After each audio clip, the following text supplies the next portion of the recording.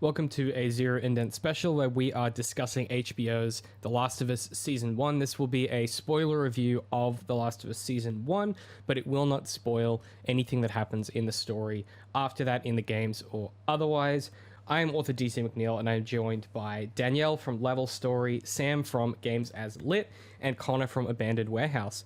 It's going to drop you straight into the conversation. Here we go. Something that something I thought was really interesting, or it never quite pulled me out of the story, but I did notice repeatedly, and you could tell they were doing it, where they would transplant a scene from a location in the game and put it into a new location, which I thought was fine. I just saw a lot of there was a few people that I follow who were like, if they're gonna move the location, why not change it enough so that you don't go, this feels weird and wrong? But I didn't necessarily have an issue with it. I just thought it was noteworthy. Yeah, that feels pretty normal to me in adaptation, I guess. Yeah. Like, sometimes you want to include something, but the surrounding context isn't in your adaptation, or there's some other... that's the kind of thing that changes pretty commonly. I honestly didn't... Well, it's been a little while since I played the first game, but I didn't notice it, and that just... I don't know. That seems normal. Yeah, that was my reaction as well. I was like, well, they're making a TV show, not a video game. Like, what do you want from them? Yeah. Right. Yeah. Honestly, right, I well, think... let's... Well, sorry.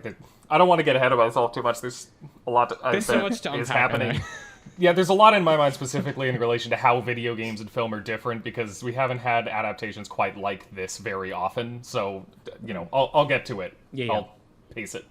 Yeah, we'll pull it out as we go through. Okay, so I want to just kind of step through each episode at a kind of... I've got a quick summary, and then we can just sort of talk through as the show builds and kind of the malaise of what they're trying to do. For the most part, every episode was either written by Craig Mazin and Neil Druckmann, or just Craig Mazin. I don't want to kind of dwell too much on... And they were tag teaming the direction for the most of it as well, which I think is noteworthy. One of my biggest criticisms of Part 2 is the notable absence of Amy Hennig kind of standing over Neil's shoulder and sort of going, hey... maybe can we find some restraint here? Is there a way that we can finesse this a little bit? And I think you can really feel Craig in a similar position, taking a lot of Neil's best impulses and helping them to find the right way to land. And so, at a very broad level, shout out to Craig Mazin, shout out to Neil Druckmann, fantastic job just with this project. Listening to them talk about it is really interesting. You can really feel the critical reception to Part 2 and how that's changed Druckmann and the way that he talks about stories. It's honestly... I think there's a book in there somewhere in my future of like, what did this project do to this man? Because if you listen to the way he talks about stuff before that game had its critical reception and how he talks about it now, there's something that's fundamentally changed, some kind of introspection or something there. Not to get into his psychology, but as a note, it certainly feels different listening to him talk about it. So first episode is When You're Lost in the Darkness. This was directed by Craig Mazin and written by Mazin and Druckmann. So quick summary, and then we can talk it through. So in 2003, a mass fungal infection of cordyceps sparks a global pandemic. Joel flees with his daughter Sarah and brother Tommy from their home in Texas, and on the way, Sarah is killed by a soldier. 20 years later, Joel lives in a quarantine zone in Boston managed by FEDRA, the Federal Disaster Response Agency. He works as a smuggler with his partner, Tess. When Tommy fails to contact them from Wyoming, they pay a local dealer, Robert, for a car battery, but he scams them and instead sells it to the Fireflies, a rebel group trying to take down FEDRA. In attempting to retrieve the battery, Joel and Tess encounter Marlene, the Fireflies leader, who begs them to take a teenager named Ellie to the Massachusetts State House in exchange for a working truck. On their way out of the QZ, the three run into a soldier on the outside. He tests them for infection and reveals that Ellie is positive. Joel kills the soldier, and Ellie reveals that she is immune. Okay, so... biggest change here is that we get the whole day before the outbreak instead of just the evening. So we get a lot more of Sarah and what all she's about. Seemingly just to really, when she dies, really just make it worse than it was before. And really just make you have that moment of like, oh my God. So obviously the biggest thing here is the setup for these characters. And then obviously the motivation for Joel leaving the quarantine zone with Tess. Where does this sit for you guys? Does anyone have any sort of big high level thoughts about this one? Anything that stood out to you? I have a lot of, like, I've had a potential video script mulling around in my head ever since I saw the first episode, specifically about, because my take on the beginning and the extra time we get with Sarah and such isn't so much that they're trying to make it hit harder as that they know that they don't have the same tools at their disposal that the game did, and they're needing to use other tools instead. Like, the game had a whole section where you play as Sarah while everything's going to hell around you. Joel comes in as the protector, and you, the player, are actively engaged as a character that is being protected by Joel before you take control of Joel, and the tragedy happens with Sarah dying. There's a lot... The simple act of playing a character, especially in tandem with that kind of storytelling where they intentionally make you feel helpless and bring Joel in as your protector and such, really connects you to a character. Like, just the simple act of playing as a character does that, and that's just obviously not something that the show has going for it. So instead they go for detail. They give us more time to show the other stuff. Plus just the fact that Craig Mazin made a, Chernobyl, and it really, like, you can kind of feel the elements of focusing a little bit more on the science behind the pandemic and the processes and such, so that makes sense there. But yeah, I really feel like mostly the beginning works well because it knows what the difference is between what made it work as a video game and what makes it work as a show, and tries to, work in more of the stuff that'll work in a passive medium instead of just relying on what we had in an active medium without the interactive element. I think they did a pretty good job with that. So yeah, there's something there about this is one of the key reasons you can see they've changed some of Joel's characterization is you don't get to be Joel in the show. You're not actually wielding his avatar and controlling him. And so where in the game you develop a lot of empathy and relationship with him because necessarily you are directing him. They don't have that here, and so they have to pull on different levers, and they have to make him, frankly, less of a shitbag than he is in the game. Is the simplest way to put it. Like, Joel's he's a bad dude in the game, and they've made him bad in a slightly different, less challenging. So you could imagine a version of this where if they kept the characterization exactly the same, no one would come out of the first episode being like, I want to see what Joel's up to. He seems like an interesting, complicated guy. You'd be like, this guy sucks. He's a bad dad. Like, I think you necessarily have to change. You're right. They necessarily have to change it because it's that medium. The processes and procedures behind the pandemic and the cordyceps, this is something that I've been thinking about a lot because we've been doing a show about Daredevil, and one of the things that does really well is it goes, here's an idea, for example, global pandemic outbreak that wipes out the entire globe, and then it goes, okay, let's look at the processes and procedures that make that possible. And it can take an idea that is very fantastical and it can sort of break it into its component and constituent parts. And so instead of going, well, that would never happen. I mean, obviously now, like on the other side of our pandemic, it's a bit of a different conversation.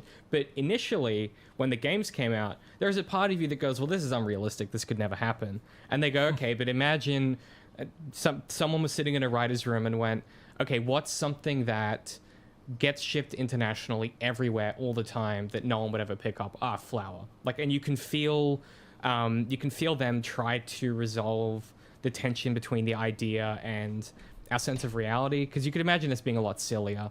Conor, first coming into this with zero context, what was your kind of takeaway after the first episode? Where was your head at with it? Well, I think you get your two parts of like your original bit of like just before it hits, like, which was very intense, of just being like watching people do that every day and be like, it's just going to change immediately. It's just going to 100% drop. Like watching like Sarah at school, you're just like, it's crazy that, like, because it gets the dramatic irony of like, we know something that they don't. So you're sitting there like, oh no, they're doing the regular things, but they should actively be, or you'd hope that they'd be doing something nice with the like the people they love are careful because like well, it's just about to disappear pretty immediately.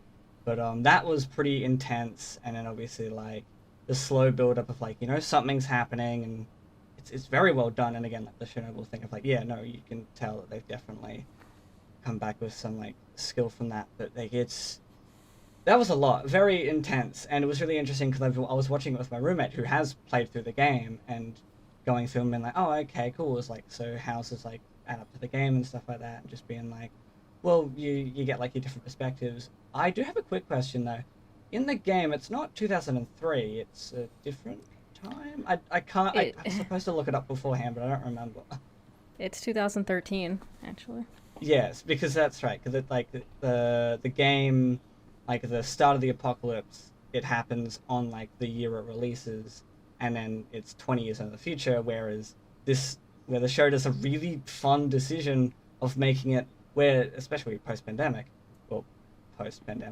where now takes place the 20 years after, we're in like 20 years deep into this apocalypse, and 2003 is the year it happened. Whereas like, and then like obviously seeing the apocalypse is really interesting and quite heavy, obviously, of course, with like the burning the bodies and going through and seeing that like day to day of what it's like living in one of those quarantine camps. And it was, you're just going through being like, yeah, okay, cool, this is and it's just really well done. I don't have really too much to say per se of like, aside from like, it's really well done. You get a sense of like who Joel is. Again, you're not 100% be like, okay, it's fun being like, is that episode 2 or is that episode 1? Because I watched them back to back. No, it's because episode 1 was an hour 20, so it had just really so much more stuff. Yeah. So like, because it's also a thing of like where I remember the episode, like your reasonable amount of time ending is like you just get introduced to Ellie, but no, the ending of that episode is that reveal of like, which I had no idea about. I had absolutely no clue so that was what. Huh. Like I knew about, I vaguely knew that the opening of the game was like the whole Sarah stuff, but I had no idea that was the reason why they were traveling. That's cool. Which was the thing of like, oh, I know the show's going to do something good, but this is not what I was expecting the plot to be. It was like, we're trying to carry the person who could be the cure of my. Oh, huh. You had like the modern day equivalent of like the, Darth Vader's Luke's father moment where you're like, oh shit. Yeah, like, oh, that's not where I thought this plot was, but I didn't have any idea, so I guess fair enough. It's one of those things that like when it happens in the game, you're like, okay, yeah, it's a video game. And then as you keep going, you go, oh, this isn't your grandpappy's video game. They're trying to do something different here. That's cool. I guess that's another thing as well, because I was coming into the show after like a while of like hearing people talk about it like on the internet and stuff, being like, oh, how good was this episode? Like not like spoilery stuff, but like except for like a couple of things with like here's like a shot from the game and here's a shot from the show. It's like accurate, dead on, and being like, oh, okay then. And hearing about it and going in being like, I know they're going to do something good with this, because a lot of people like are watching the show and are like, no, this is good. Like, sure, obviously, sometimes there are those cases like that, and you're like, oh no, that was rubbish. But like, even like, again, like chatting to like regular people watching it, my dad was watching the show, and I'm like, oh, well, that makes sense. It's so weird to think. That's the thing that keeps wigging me out, is I'm like, all these people I know in my life are like, one of my coworkers who is like not a TV guy is like, oh my god, did you watch the last episode of Last of Us? I was like, how the fuck do you know about the Last of Us? Like, it's so cool. You guys pointed something out there which I hadn't quite put together yet, which is, you get this episode is effectively like the process and procedure of what life looks like before the pandemic, and then you get the processes and procedures of what it's like after life within the pandemic, right? So you get a doubling of like, this is like, how society is in 2003. By the way, I mean, first of all, lets them do some fun music stuff, which I'm not against. I don't know why stories keep doing this. I don't have any issues with it. I just am perplexed by it every time. why is every story like, well, we just have to change the date so that it's taking place when the show releases? I don't understand it. So many shows have done it. Or they'll be like, well, if we're doing another Blade Runner and it's been 40 years in real life, maybe it should be 40 years in... And it's like, okay, yeah, I guess. Just don't understand it. But I thought it was interesting in terms of like the political climate that America was in at the time. You know, it was 2 years after 9/11. They did like a shot of George Bush. I thought, you know, they didn't lean too heavily into it, but I thought it was an interesting way to set it up. It was admittedly not a choice that was necessary, but I thought it was. It was a very like fun, not fun moment, but like a moment very early in of like when they're in the car and Sarah's like, "Is it terrorists?" And they're like, "Oh yeah, no, oh no." Yeah. yeah. Like, oh, it's like it was real before, obviously with the pandemic stuff, but yeah, no, you would think that. Oh, gee.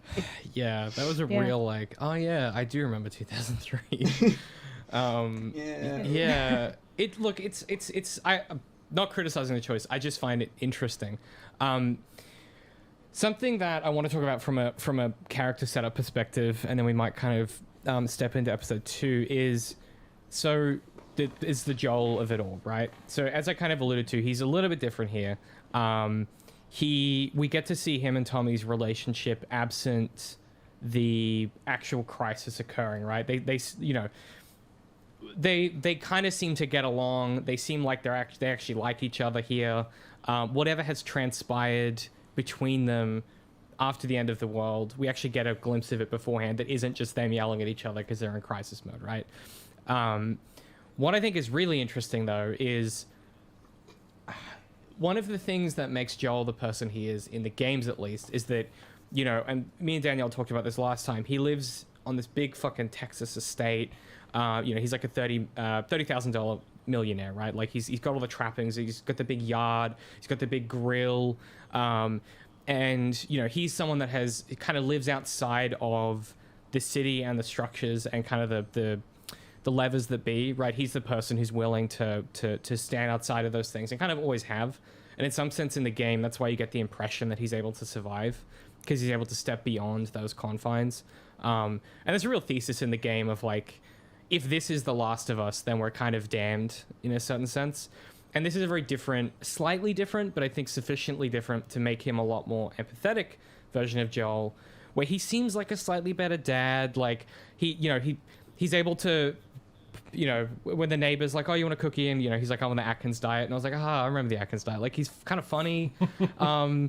And you get to see that version of him that is a bit more lovable, a bit more affable. And then when he comes out of the apocalypse and he's just like dead on the inside, I think it's a lot more effective and gives you that, gives you an idea of his emotional capacity that we don't see in the game as much. Obviously, absent Sarah's death, which I mean that you know is a very extreme end of the spectrum. I just think it's really notable that he's slightly different. And this is a question I have for Sam, you and Danielle regarding when they decide to take Ellie. Someone says something like, I don't remember the exact line, but someone's like, well, Joel always does the right thing, or Joel eventually does the right thing, or something. Like, the way that these characters talk about him is slightly different as well. Like, he's not the big, scary, heavy that he is. I mean, he is that, but he's not like the big, dumb bruiser that they treat him as in the game. Like, everyone calls him Tess's lapdog or whatever. Here, they seem to sort of have a view of him as having some kind of capacity for good, or being like the soft one compared to Tess, which I just thought was an interesting maneuver. I have some thoughts on this, but to be honest, I might hold off until episode 6, just because there is something notable that happens in that I want to touch on when we get to it. So I don't know if you have anything, Sam, to go on with that. Not much, honestly. Like, it is a bit of a difference in characterization for sure, but if anything, it just sets up kind of this idea that Joel has good in him alongside a rather brutal pragmatism, I guess, which is also something that both the game and the show showed us when, in the early parts when they're in the car trying to get to safety, and they come across those people asking for a ride, and he's like, no, move on, someone else will come, we can't take him. And so, you know, I guess just trying to cast that less as like Joel is cruel and more Joel is pragmatic and capable of great harm, but, you know, not necessarily a person who, like a sadist or anything, who revels in it. Yeah, which you can't... Which I don't think the game really cast him as a sadist necessarily either, so, you know, something like that isn't a bad addition, I don't think. Yeah, it's... I mean, he certainly doesn't revel in it, but I think he's... Right. I think there's a mean... It's hard to articulate. There's a meanness to him. There's a meanness to the framing of him in the game, like, especially in the remake, where with what they've done with his kind of, like, remodeling and just the specific facial acting you get. He doesn't enjoy doing the violence, but you can tell that he's someone who, like, as you said, like, he doesn't flinch, but also there's a way in which he's very, very good at it, and it has kept him alive, and there is something in him that recognizes that has intrinsic merit, and he hates that about himself. Like, and I think that self-loathing is less present here, because he does seem to recognize it as a pragmatic tool rather than like something that is kind of that must be necessarily excised through adopting this new daughter. I think there's a bit less of a reliance on that kind of, honestly, for want of a better word, pat relationship between, you know, a father and a child figure in a story. Dr. Schoenheis, you're in distress. Fungal infection of this kind is real, but not in humans.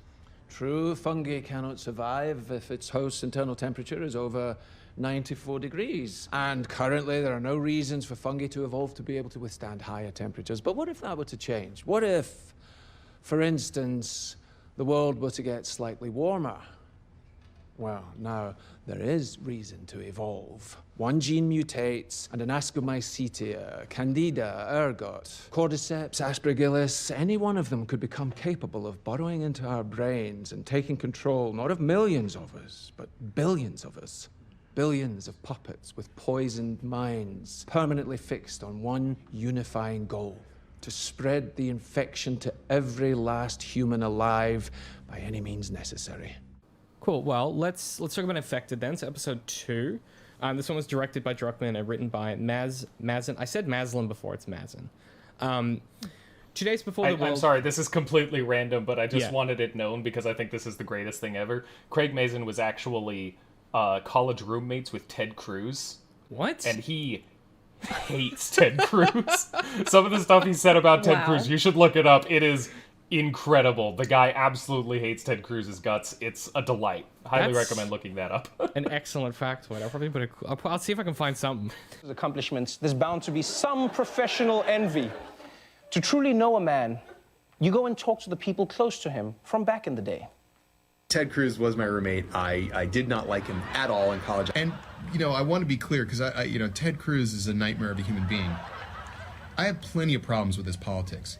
But truthfully, his personality is so awful that 99% of why I hate him is just his personality. If he agreed with me on every issue, I would hate him only 1% less. Ooh! 1% less? Nerd burn! Incredible. That's awesome. Yeah, there you go. Good taste. We love that. Yes. 2 days before the worldwide outbreak in Jakarta, the government shows an infected corpse to a mycologist who tells them there is no cure or vaccine for the cordyceps, and grimly advises they bomb the city to prevent further outbreak. In the present, Ellie explains to Joel and Tess she's being transported west in the hopes of being used to find a cure. Joel is notably discouraged by this idea. Discovering that the path to the State House is swarmed with the infected, they cut through a history museum where they are attacked by blind infected known as clickers, and Ellie is bitten. They arrive at the State House but find the Fireflies all dead. Tess reveals during the scuffle she was also bitten, and while Ellie's bite begins to heal, proving her immunity, Tess worsens. Joel shoots an infected, which alerts the swarm to their location, and Tess convinces them to escape and take Ellie to their allies in Lincoln, Massachusetts, while she stays behind to buy them time, blowing up the building and killing herself along with the horde. boy, I thought this flashback stuff was cool as hell. Just by the way, just like real quickly, like it's just a really the tension of it is so cool. Absolutely phenomenal acting from everyone in this show. But like, yeah, I thought that Jakarta sequence in particular, I was absolutely stunned by how effective I felt that was. Introducing the more disgusting. Oh, sorry. No, you. I was just gonna say introducing the more disgusting element of just the cordyceps actually coming out of mouths, like growing, and that is not an element in the game. It's much more creepy and leads to something that I'll talk about a bit later in this episode in regards to Tess. But yeah, we'll get to it. But go ahead with what you were gonna say, Sam. Just that I'm glad that sequence is as good as it is, because honestly, like, the more like sci-fi details about how the cordyceps works or whatever is something that I could kind of give or take. Like, I don't like give or take isn't the way to. I could. What's the whatever? I like this is a story about Joel and Ellie, so like the game does not go into that much detail about those sorts of things, and I don't mind that. Because it is, ultimately that big, it's not a story about zombies. It's a story about these people with the zombies as a surrounding, which is what all good zombie stories are. But, so, like, I wasn't sure, right? At first, I was like, I don't know how I feel about this focus on this kind of thing. But thankfully, it doesn't take away from things. It doesn't prove, like, weird pacing or pull us out of everything else. And the sequences are well done. So, I ended up not minding it at all. So I'm glad that it's as good as it is. Yeah, you go, Conor. Yeah, this is very fun. When the episode started, I'm like, oh no, don't go back to the past. That's all. That's bad. That's things go bad. Please don't. You're like, we just had that. That's I don't want to go back. Oh no. Oh, but yeah, that scene was really good. Again, like very like kind of haunting when she's just sitting there shaking, being like, you just have to bomb the city. You just have to get rid of it. You just can't like do anything.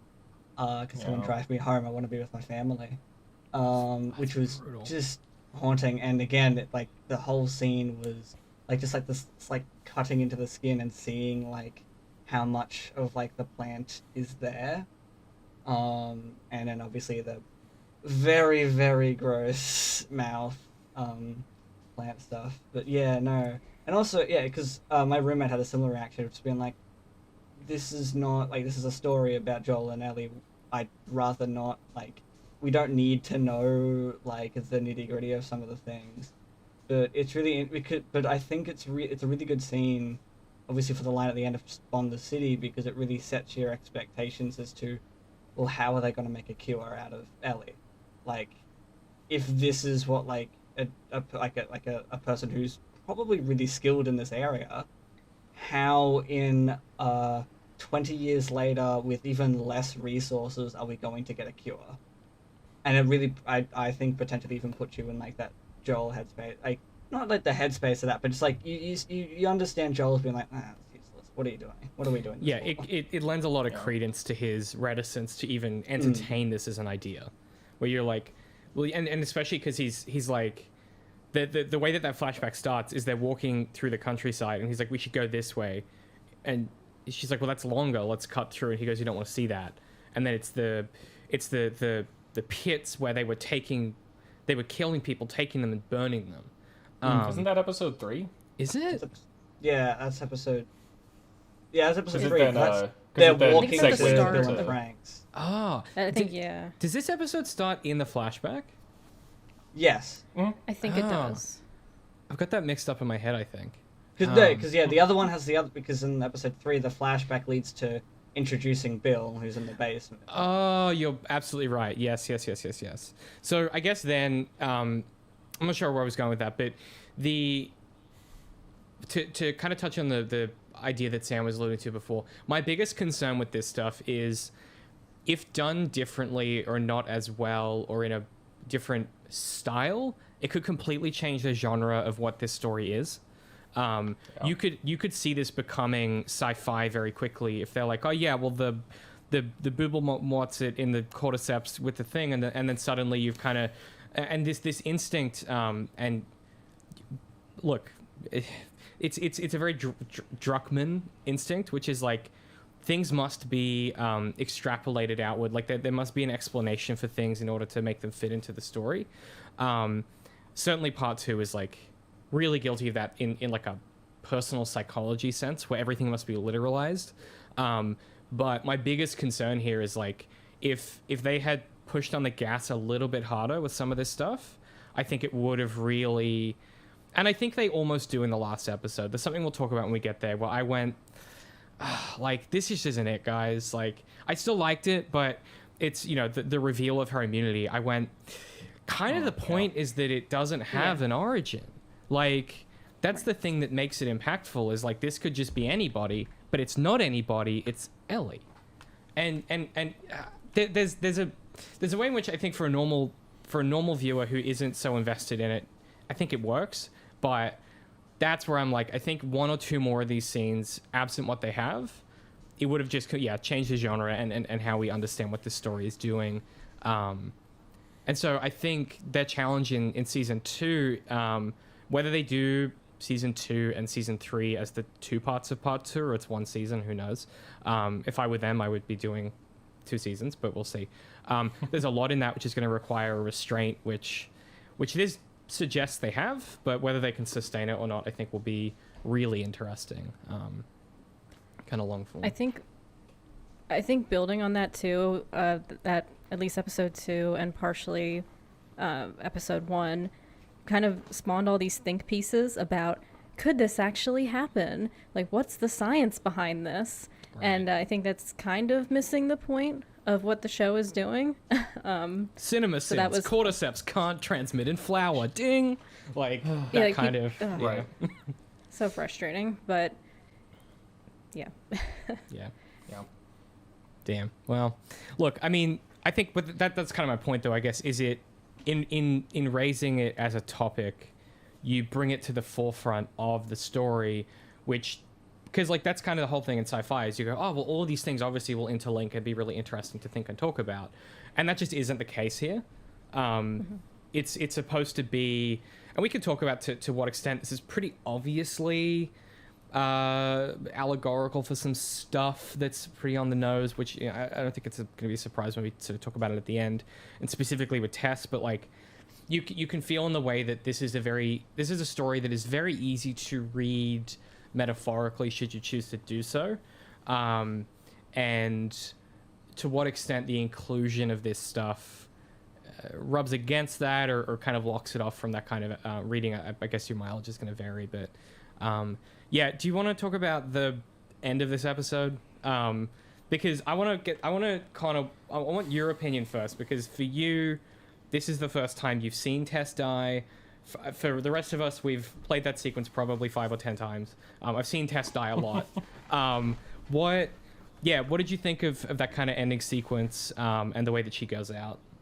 Well, first off, I was like, oh, she's not in the poster when she was first introduced. I'm like, oh, well, that's not good. That's not good at all if explicitly every poster I've seen is 2 characters and we start off with 3. I'm like, oh, horrific. Great. One thing, just before I get to that, I do want to point out about this episode, is I loved that we got to see the city. I know in the game, you could literally just walk around and explicitly just choose to look at things, obviously on a set path, but, like, I really like this imagery of, like, the city and an apocalypse, especially around plants, 20 years later. I think it's a great visual, and I'm so happy we got to see a decent chunk of, like, we just got to spend this episode interacting with characters, but also seeing the actual city itself. And also, that ending, not 100% what I was expecting. Especially when they showed all those grenades, being like, oh, so that's what you're gonna do. You just pull the pin. That makes sense. That's pretty reasonable. And then the whole fussing around with the lighter was like, really? Okay.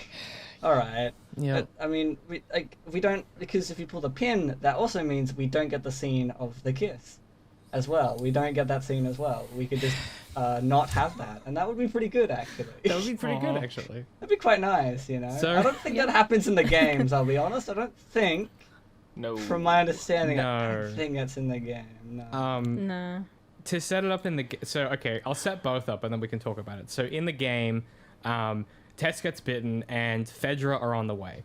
So Fedra are coming and Tess says, "Hey, I've been bitten. If there was anything ever between us, if this ever meant anything, you take this girl and you get her to the Fireflies." And she says, "I will cover you. You go." And Tess goes down in a hail of gunfire, taking out Fedra as they come into the building. Right? And here, it's zombies instead. And specifically, the sequence before that is almost frame for frame. It's pretty damn impressive, honestly. Where she's like, if there's anything ever here, then you need to do this for me. And as the zombies come in, she fusses around, like gets an oil can kicked over, and then has a lighter. And as you said, instead of grabbing the grenade, she's trying to spark the lighter as the zombies come in, and it's left ambiguous as to, there's a zombie that's getting really close to her, and it's left ambiguous as to whether she's letting it get close because it's the cordyceps taking over, because she's given up. It's unclear. She sparks the lighter at the last second. It falls down, and they all get blown up, and Joel and Ellie escape. But as this happens, you get this like really going for the gross out moment where the zombie like goes to for want of a better word, it goes to kiss her, and the kind of tentacles come out, and as they kiss, she drops the lighter and the explosion goes off. And if they were going for the gross out, they certainly achieved that. I just don't understand. Like, I've heard Druckmann and Mazin talk about this, and like every explanation they have just doesn't work for me. Like I don't like it. I just don't like it. I think it's weird. I think it's unnecessary. What are y'all's thoughts? I feel like I'm not a big enjoyer of zombie media. That's why it took me so long to play this game originally. And I feel like this scene leans into everything I dislike about zombie media, or any like kind of monster media, I guess, for lack of a better word. Just like kind of this gross out spectacle that really just felt out of place for the type of storytelling that The Last of Us is known, the caliber of storytelling that's known for doing. Yeah, I think that's a pretty good. Honestly, hit the nail on the head. Yeah, I have the show makes a lot of change. Well, not a lot of changes, but by the normal standards of just adaptation. Things happen, things change. That's how that works. This is literally the only change that I just unambiguously hate. There's like everything else. I'm like, okay, sure, one way or another, I either like it or it's fine or not sure. This, I'm just like, no, there was no reason to do it. It's just kind of gross and disturbing and kind of uncomfortably, not necessarily sexual because it's just a kiss, but like adding that dimension of it at all, of physical intimacy, to this act just feels very bad, and it doesn't do anything with it. It's not metaphorically significant or symbolic of anything or whatever, as far as I can tell. It's just literally a gross out thing that never happens at any other point in the entire show. Like, I would be a little more forgiving of it if they'd established that this is like how they intentionally spread it or something, but it's not. They bite people, that's usual, and this is not a thing that's ever been seen before and is never seen after. It's just a weird thing that happens this once, and it's gross and it's really squicky. It feels low and unnecessary and just bad for no reason.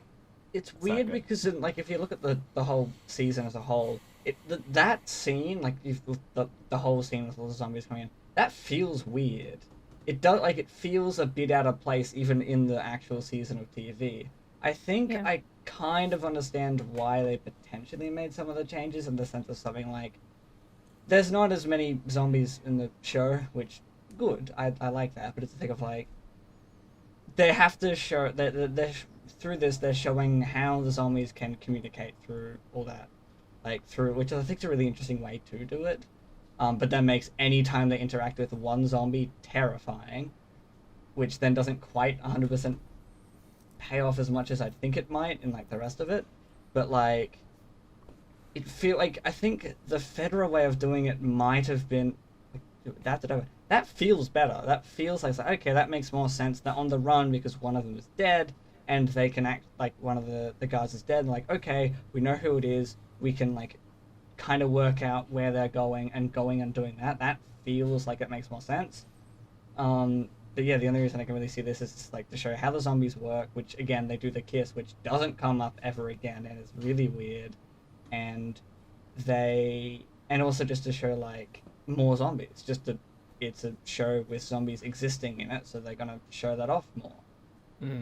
Which also comes back later on when we do see a big group of zombies again, in which my roommate's like, there is a lot more there than there were in the game. There's just too many. But then that moment later mechanically is also different. Because it's not that there's a hive thing, it's that they make a bunch of fucking noise because the truck falls out, right? It's I don't think it quite works as like it's a weird change. It feels like a scene from a different version of this reality almost. The way that I described it when I was writing all my notes for this is this feels like a version of The Last of Us if it was written by Stephen King in the 80s. Like, there is some real Tommyknocker maneuver shit happening here. It's like, strange thing comes to world, assimilates people weirdly sexual. When they're assimilated, infection must be stopped. Like, it's kind of, this is like, honestly, this is a scene in the Tommyknockers, like, shot for shot. And so it makes me wonder to what extent, like, this just, to the point before I was making about genre, this really it just pulls you out of it because you're like, what is happening? Like, what is this? And then because it doesn't come up again, I'm just perplexed by it. It's so stretched out too. Like the scene just keeps going and going, and you're like, please let it end. Like, there was legitimately a moment where I was just like, oh no, like, is it not gonna work? Is Tess just gonna end up like being brutally killed by all these things or whatever? Because that seems needlessly cruel. And then it just did that, and I was like, well, that's just needlessly gross then. Like, what? I want to pull a grenade. Like, yeah, honestly, I'd have. Yeah, like, it, you know, the grenade and stuff would have been smarter and all that, but I don't necessarily, like, people can make dumb decisions in those situations or choose to do things in the not the most efficient manner or whatever. I don't necessarily have a problem with that. Like, literally, I'd have no problem with this scene if they just, like, cut it before the zombie sees her and does the kiss or whatever. If that one part wasn't in it, I'd be fine. If it was 20 seconds shorter and you just cut to the outside, like, it's really not a complicated change, I don't think. Yeah. Okay, let's move on because it's just a sucky suck topic to talk about, and I don't like it. Yep. Yeah. Shout outs to Tommyknockers. Don't read it, but maybe do. I don't know. if there are parts of this where you're like, man, I wonder what Stephen King would do with all these ideas if he was just buzzed out of his mind on cocaine and beer. That's a book for you.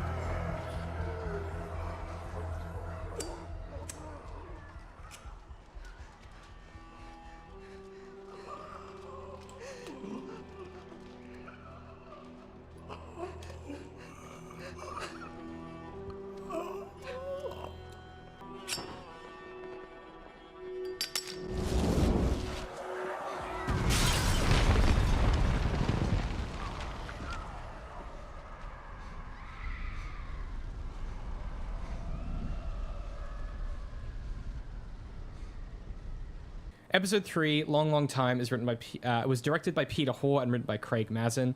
Joel and Ellie begin to hike to meet with Bill and Frank. Ellie sees evidence of the government's execution of innocents during the early days of the pandemic. There you go. Okay. Back in 2007, Frank leaves Baltimore and stumbles upon the compound of Bill, a paranoid survivalist who reluctantly takes him in. The men begin a romance, sharing a love of music and food. And as the years go on, Frank contacts Tess by radio, and the two groups enter a tenuous, if charged, friendship. In the present, Frank is terminally ill and asks Bill to assist his suicide after they marry. Bill, refusing to live without Frank, takes his own life as well. When Joel and Ellie arrive, they discover a letter Bill left for Joel. Bill wrote that protecting Frank gave his life meaning and that he has bequeathed all his supplies to Joel and Tess. Unbeknownst to Joel, Ellie takes Frank's pistol. They acquire Bill's truck and set out to find Tommy. Listen, I don't know if there's a single human being who can watch this episode and not just end up in like a puddle of tears at the end. I cried like a fucking baby during this episode. It is just wow. Like just stunning. Stunning. Yeah, the whole bit near the end, like the actual process of Bill doing all this, making a good last day for Frank and stuff, and then and like to clarify, like, yeah, they take their lives, but it's a very peaceful thing. You know, they're doing it as a way of, you know, Frank knows that he's going to die. I loved the bit where Bill's just like, oh, we'll find a doctor. And he's like, they didn't have a cure for this before the pandemic. Like, that's not going to work. Yeah. And, you know, just that inevitability, right? That acceptance and the way that their love manifests through that is just, it's a great sequence. Yeah, it's beautiful.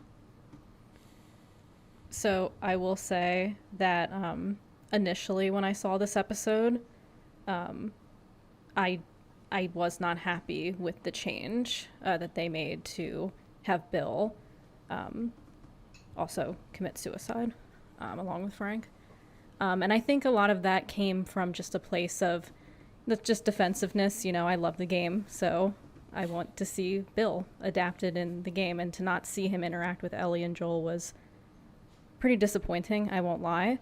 But then if you actually think about it, like, Bill's section is largely, like in our episode, David, where we talked about part 1, like we kind of like skipped over it because it does sort of, it feels like padding. And it's not. I truly love that section, but like it kind of makes sense that they would cut it out and how they did it. And also I kind of loved it because it's just definitive proof that Bill is gay. And people can just shut up about Jesus. It now. Like, it's like, God, yeah, finally. Honestly, I don't think it was ambiguous in the game. It just wasn't like all that.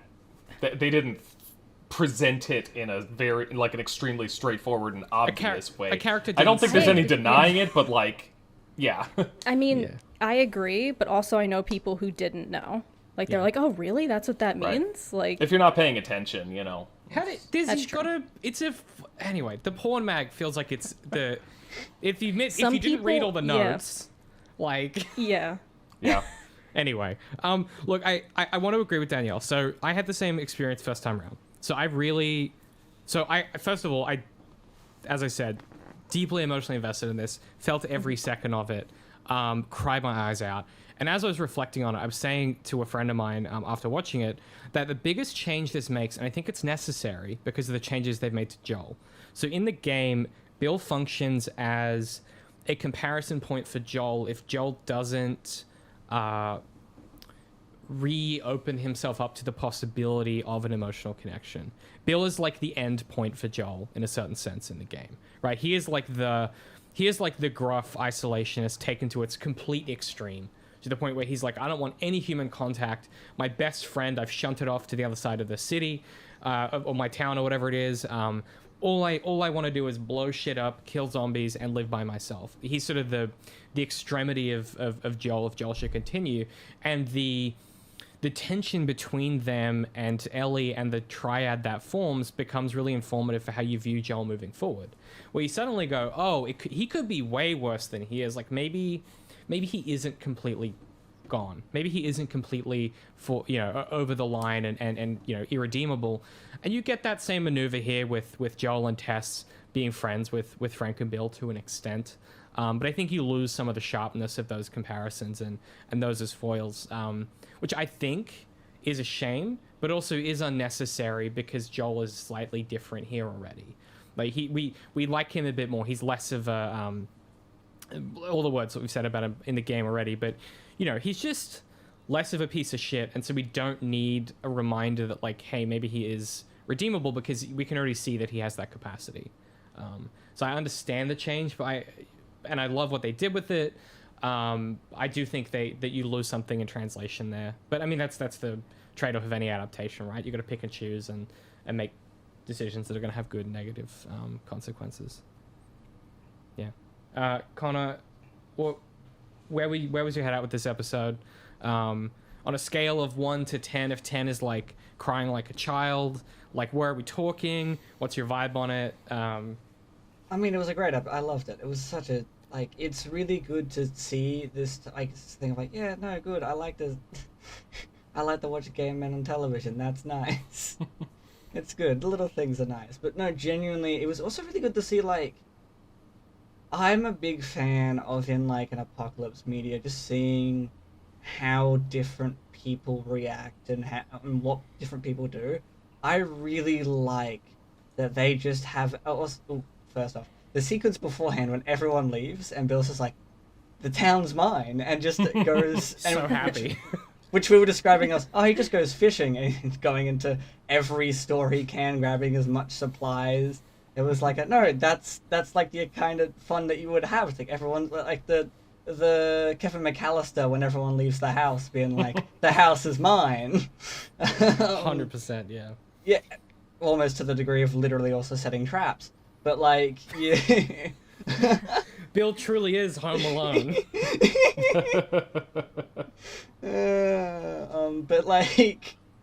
But yeah, it was a really good episode, and seeing these two characters just have like finding each other in this apocalypse and just living in a town and making the town, like when Frank's like, I want to like fix up some of the shops, and Bill's like, don't do the stupid shops. Like, I'm not doing the stupid shops. Like you have this great little interactions, but also like they are making a space for themselves. They are putting their time to like they can't like go out and do anything, so they're making the space they're in the best they can, and it was really good. And obviously by the end you're sitting there like, it was very sad and a bit tragic, but obviously is the thing like, no, that's good. Like, they don't have to see the rest of the horrors anymore. They can just sit there with each other and be at peace to some degree. And it was lovely. It was a really lovely episode. And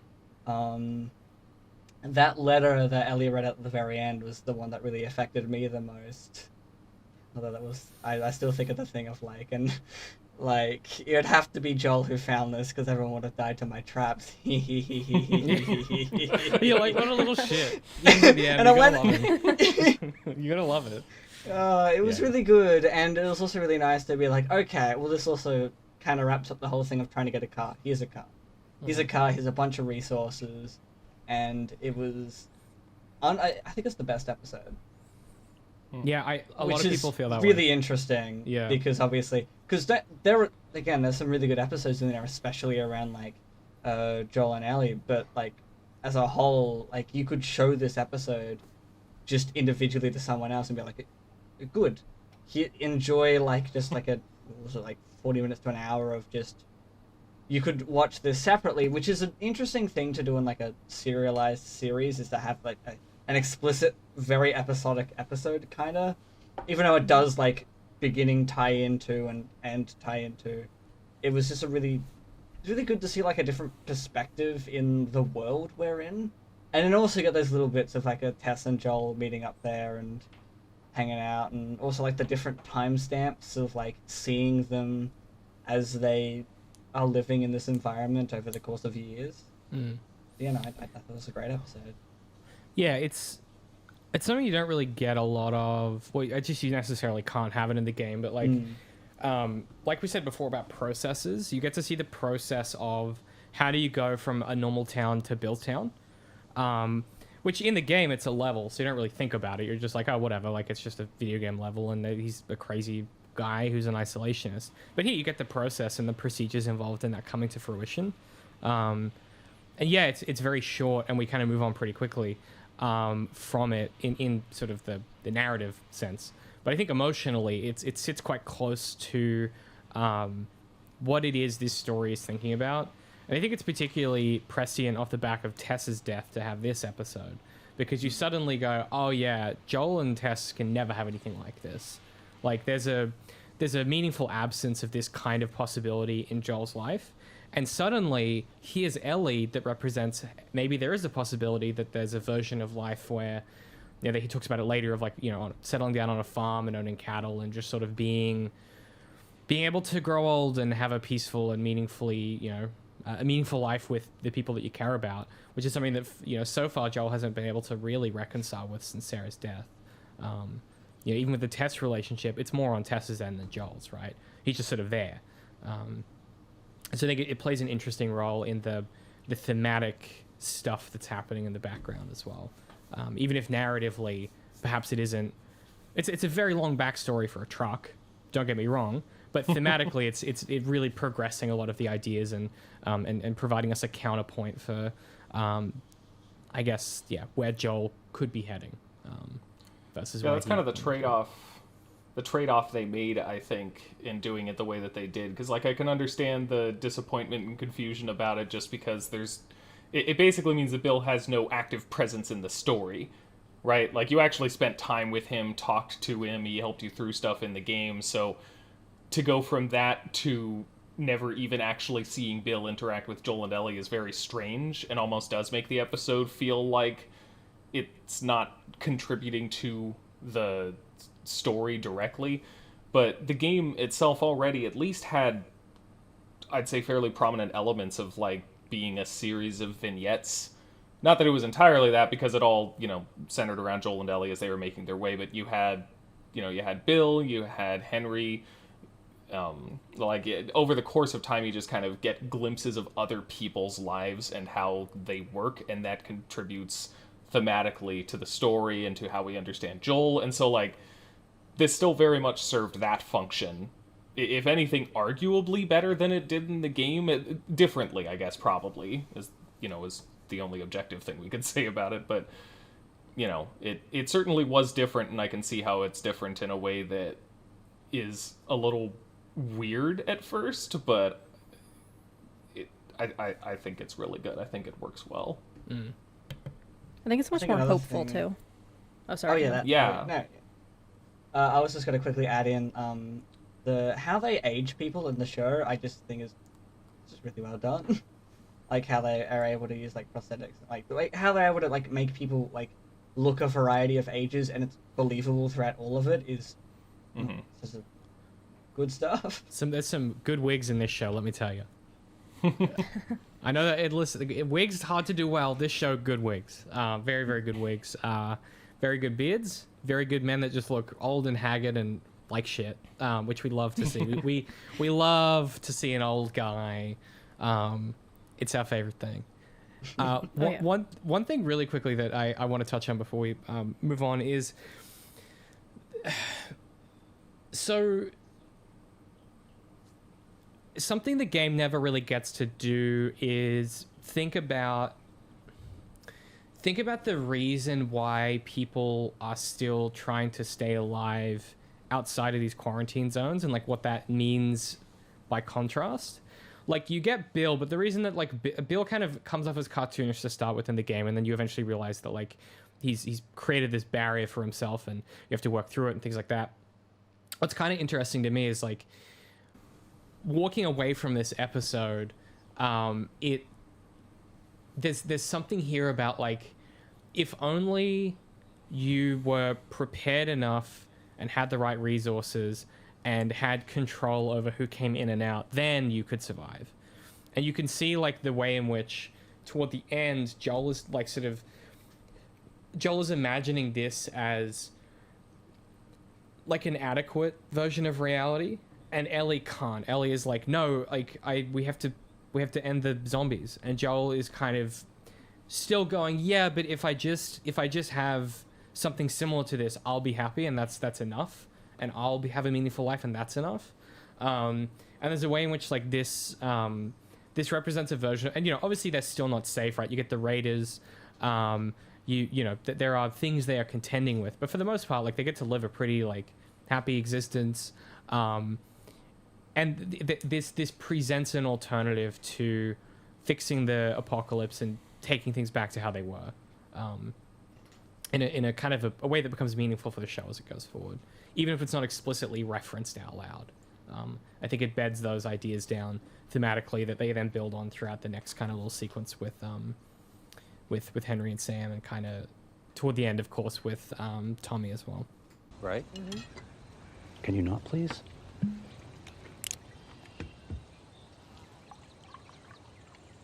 I'm the same way. Oh, you're a paranoid schizophrenic too?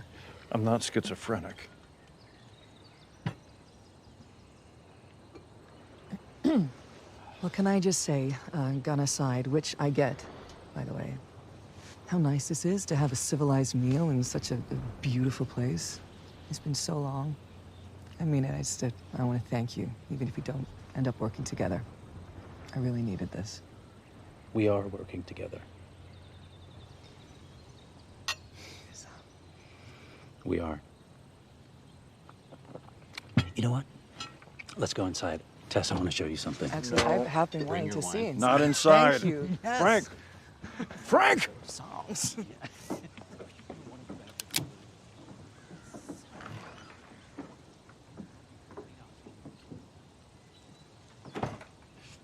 I understand.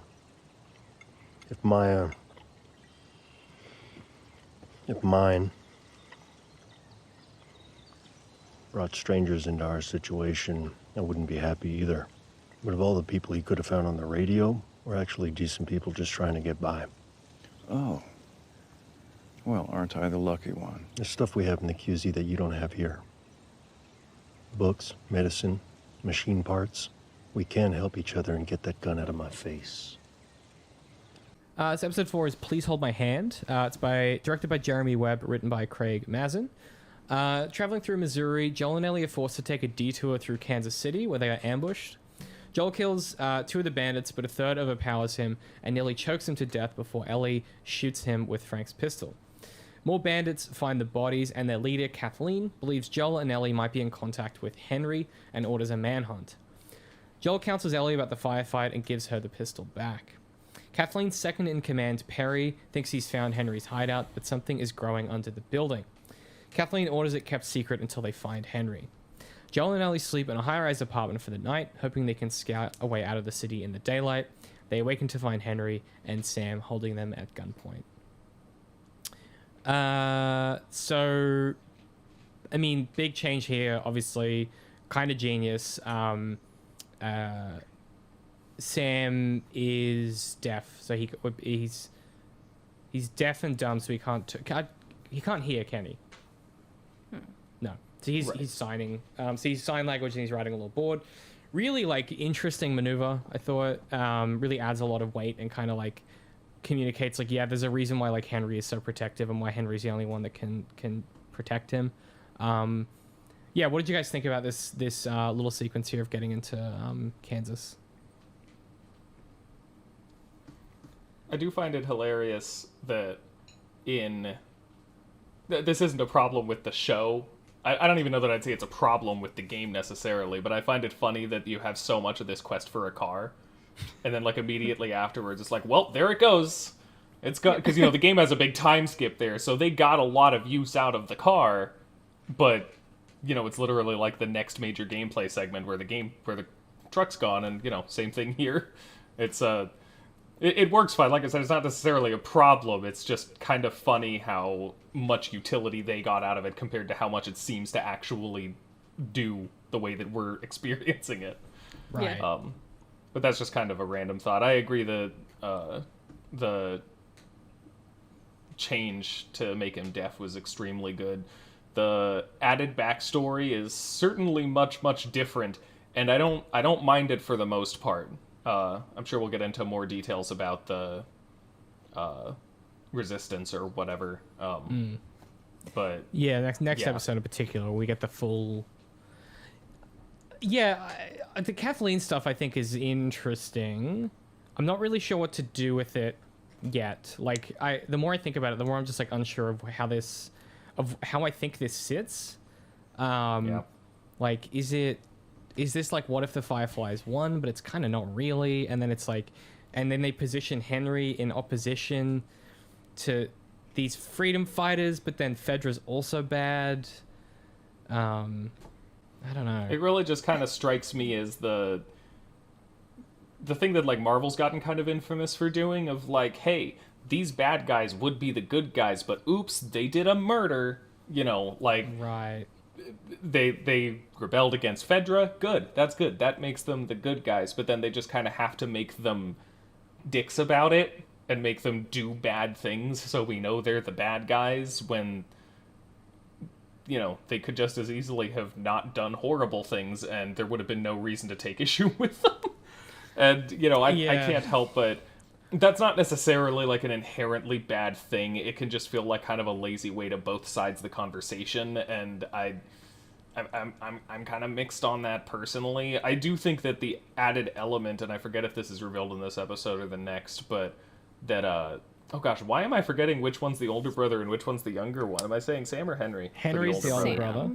Okay, yeah. So yeah. Wait, who are you talking about? Sam is the younger brother. Sam's the older brother. Henry's yeah. older. Okay. I don't know what was happening in my brain there, but I get them confused all the time. The added detail that like Henry was someone who was turning people over to Fedra out of a necessity to, you know, keep his brother alive and stuff, like that adds to kind of the gray morality, the idea of people doing bad things because they're pushed to for the sake of the ones they love, stuff like that. I like that as a backstory addition. Just the overall framing device of it, I have mixed feelings on.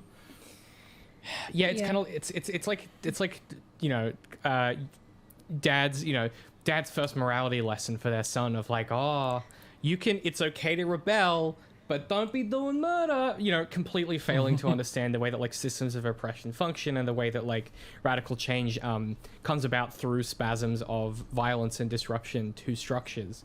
And there is a way in which it imagines there's a way in which it imagines that to rebel correctly is to rebel non-violently. And the second that or not even non-violently, but non-violently enough, like there's this kind of like it wants to have its cake and eat it too, which I completely understand that this is going for a much broader audience. You know, in the games, for example, the Fireflies are presented as the incompetent alternative to revolutionaries, right? They are like Marxists, but what if they couldn't shoot guns real good? And there's a maneuver here where you can feel them positioning this third point in the triangulation of like Fedra, the Fireflies, and then these guys. And it's sort of like they're being like, well, these guys are like the Fireflies. What if they wanted to kill people? And you're like, like, I guess it just, I don't know. It misses me on the highway, I guess, conceptually. And it just kind of, yeah, it felt a little flat. It makes it feel like they're trying to say that if it's not Fedra, it'll just be someone else, that even someone who wants to make things different is gonna be just as bad. Yeah. And, you know, now that I think about it, if they didn't have Tommy's community working as well as it did, I guess that would be more of a problem, because they do kind of like show that you can actually have a peaceful, functional community. And what's more, they explicitly say it's a communist one, so that's something. But it certainly it can feel off. And admittedly, I think a lot of that is more because of the way that I've seen similar things in other stories. I feel like maybe if I saw this part in a vacuum, I wouldn't mind it as much, but yeah. I think, too, this was an episode for me where I just felt just very almost like apathetic toward it. I just kind of like, I didn't like, even now I'm thinking about it, I'm like, what did I like? What did I dislike? I don't really know. Like, it's one of those episodes that just kind of happened and I was ready to move on. It didn't really hit me at all. Even the backstory, I was like, all right, I mean, fine. We needed something, I guess, because it's a television show, but nothing really surprised me or did anything that interesting.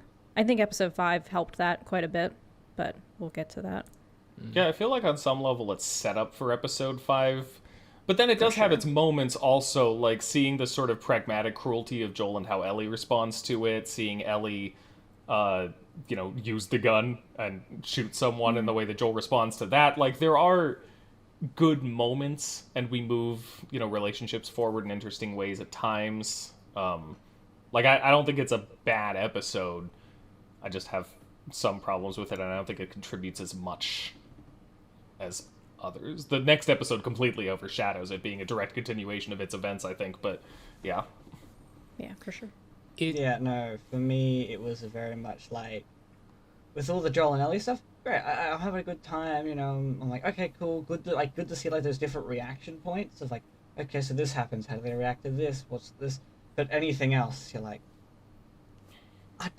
why am I watching Kathleen? I hate this. You're the worst. You're actively the worst, and not even like in a fun way. Right. I'm just like, I just want to move on from you. I'm sick of you after your first scene. Yeah, it has a tendency to feel, it just feels like plot, and that sounds really derogatory, but it just feels like plot. Where you're like, okay, yeah, all right.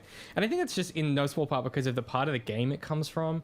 Like, this is a combat sequence in the game that's like, it extends for like 2 hours. You're just in the city doing combat for 2 hours, with the Henry and Sam stuff interwoven.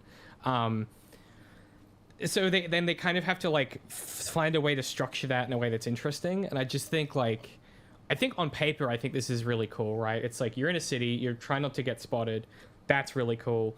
The backstory of like these revolutionaries, but maybe they're as bad as the other guys. You're like, okay, sure. And like, it just doesn't quite come together in the way that it does in the next episode, I feel. And I don't know if it's just like by necessity of they had to move through this stuff somehow. But there's still really cool stuff in there. There's little details I really appreciate. Like when Ellie shoots the guy to save Joel, kills him with a knife so he doesn't waste a bullet, and you see him think about that at that moment where he's like, and you see him do the mathematics and be like, I should use a knife here instead of using a bullet. There's little moments throughout that kind of are really sticky and add texture. But I just think overall and probably because the rest of the show is so good, it just feels a little flat by comparison. The more we talk about it, the more I feel like it feels like episodes 4 and 5 are one episode, and this is just the first half of it. Like it's fine as the first half of an episode, but on its own it feels kind of underwhelming because it's all set up for stuff that we get payoff on in the next one. So I wonder if I'd have to, so I've only watched the show like once through. I have to watch it a second time, but I wonder if going back, like, you could see where they could have shortened certain scenes, like if they could have cut some stuff out to just make it one episode versus 2 and just make it a bit longer instead of splitting it into 2 episodes. I don't know the answer to that, but perhaps, I don't know. Yeah, the second episode I feel like they couldn't have shortened, but then all of this was essentially a fabrication for the show, so they could also have just done something different that didn't take up quite this much space. Which probably would have given them more bandwidth later, because it starts to feel really rushed toward the end. Well, and also, like, I was going to say, too, like, episode 5 I absolutely loved. I wouldn't want them to shorten it. If anything, I'd say just add, since, the first episode was so long, why not? Just, they fluctuated between how long episodes were, so, why not? But, again, I haven't rewatched it, so I don't know if that was even possible, but,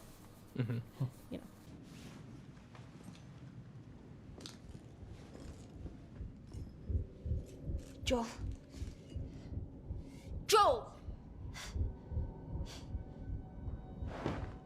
Eyes on me.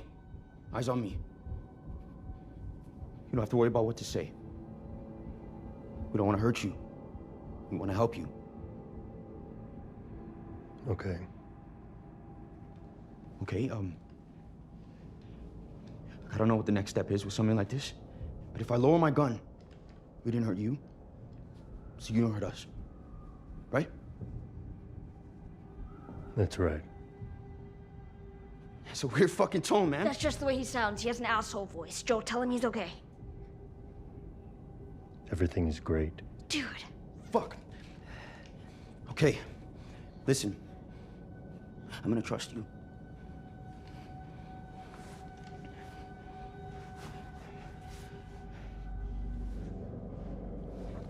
Yes. But if either of you guys try anything, yeah? Yeah? Yeah.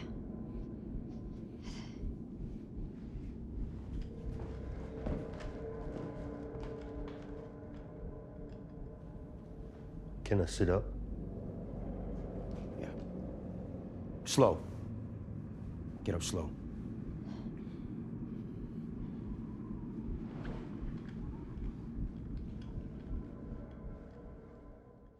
Episode 5 is Endurance Survivors, directed by Jeremy Webb and written by Craig Mazin. Henry and Sam make a tentative truce with Joel and Ellie. Joel wants to part ways, but Henry proposes they escape the city together using underground routes that only Henry knows of. Joel hesitantly agrees, not quite believing all the infected are gone. Henry confesses to Joel that he was responsible for the death of Kathleen's brother, turning him over to Fedra in exchange for medication for Sam's leukemia. Ellie and Sam quickly become friends. After escaping through the tunnels, the group is attacked by a sniper from an upper story window. Joel sneaks up and aces him, but finds out he was radioing Kathleen, who arrives with her militia. Before Kathleen can kill Henry, a horde of infected emerge from underground, including a large bloater that beheads Perry and a child clicker that mauls Kathleen. After the group escape to a motel, Sam shows Ellie he was bitten on the leg, and she tries to cure him with her blood. The next morning, Sam is infected and attacks Ellie. Henry kills him before killing himself. Joel and Ellie bury them and set off on foot heading west. This is a big episode. Yeah. Yeah. We got to see our big boy with the bloater, which I was very excited about. What do you... I mean, yeah, talk to me about like this episode as the... Because this is really like... This is the last kind of like road stories we get outside of the ramp up to the finale. This is like our kind of like... Okay, this is our sort of second Bill and Frank little kind of short story piece before we get into like the kind of ramping up toward the ending. Yeah, what do you guys think about this? I mean, the reveal specifically, right? So Henry causes Kathleen's brother to die, and that's why she's pissed off at him. And then he's on the run because they take over. And then we get the big confrontation, and obviously the reframing of that sniper sequence and concatenating that with the escape as well. I mean, first of all, like, just like real talk, Joel is like up in that tower at nighttime with a laser beam for a fucking eye. I don't know how he's hitting anything. Like, it's nighttime. There's fucking explosions. Everything's moving. It's some real like movie magic type stuff. But I didn't mind it. I just thought that was notable that it's daytime in the game, so it's a little bit more realistic. But it's still a very, very cool cinematic sequence. I loved this episode. This was the first episode that got me like truly excited, because again, even though like the Bill and Frank one was great at the time, it did not really resonate with me just because it wasn't like the game. Where this was a little different because no, it's not like the game, but Henry and Sam, like, they don't really have much going on in terms of backstory. Like, we get some stuff, but it's pretty open-ended, and this did something that like it actually fleshed things out more. It was a nice mirror of Henry and Sam versus Ellie and Joel, and that added layer of Sam being deaf. Like, I liked adding that layer of communication of him having to write things down and how that sort of complicated surviving in this world. And I thought it was very like, I was gonna say sweet, but not all the episode was sweet, but like particularly the change I liked was when Sam actually told Ellie that he was infected and how she tried to give him her blood. That's when I started crying. Like, I thought that was a beautiful scene, and the first time that I watched this show and thought that's better. Like, that's better. It's than like the game, child, in my opinion. Like magical thinking, right? Where she's like, well, if I'm immune, maybe my blood will save her, and that's the last of her innocence, right? When he gets infected and it's over for her. She's now an adult. Like that's the last time she can entertain magical thinking like that. And yeah, it's really sweet and heartbreaking.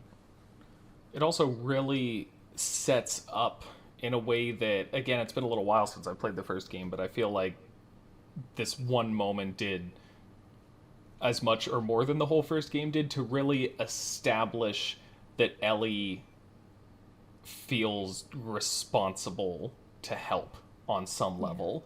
Like that she would try this and then it wouldn't work, to have that tragedy as like a major pivot point in her mind really just kind of nails home the idea that it is like that maybe if things were different, she could have saved Sam. Maybe she can save others like him. Like it becomes so personal for her at that point that it's one of my absolute favorite additions in the show. I think it was brilliant. Yeah. And I mean, so Conor, I guess going into this, you would have no idea where this is going. How do you Not at all. So you get through all of this, and I mean, yeah, how does the ending for this work for you? Because I mean, it's ostensibly unchanged from the game, with the notable absence that the game just hard cuts to the winter, or the autumn rather. Yeah, how do you feel about this, and how does it work for you? I mean, that ending especially was like, it was a thing, because obviously I had more episodes I could have watched next, but I was like, I'm good. I was like, well, like, it's a thing of like, if I explicitly wasn't like trying to watch it for the end goal of watching it by like an end point, I would have maybe just taken like just a while. I just like, I'll have a break from the show. I'll come back eventually. I'll just have a stopping point there, because it was like you knew that the magical thinking wasn't gonna quite work. It wasn't going to work, and it was a thing of just watching it be like, yay, terrific, cool. Yep. It was the action scene, like obviously the big action scene beforehand. That was fun. It was also fun for my roommate to cheer when what was it, the bloater that came up out of the ground, because like you hear the growl and there's like a and then obviously that happens, everyone's like, yes, good, we have that. And also being like, yeah, and then like the guy in the background gets like the kill. That's apparently a thing that happens to Joel a lot if you keep getting killed by that guy, and you're like, oh, If you're cool. bad at games like we are, Yeah. yes. It's like, oh yeah, you get that one, that's cool. And it's like, yeah, no, that scene was also like not quite, it's the thing of like, that was like fun in its intensity, in the sense of like when Ellie's like panics and gets into the car, and then you have the child get in the car, and you're like, oh, no, that thing's terrifying. Terrifying. Yeah. Like, that's another change I love. Honestly, like that's the kind of disturbing thing that I can get behind. Yeah. Like that was fantastic. It was disturbing. It was like awful to think about, and you're like, oh no, but you got to get out of the car quick. And it's I think it's disturbing without going for the gross out, right? Yeah, like, which yeah. It's where and it in a way should that be heightened the going. tension of it too. Like it actually contributed to what the scene was doing instead of distracting from it.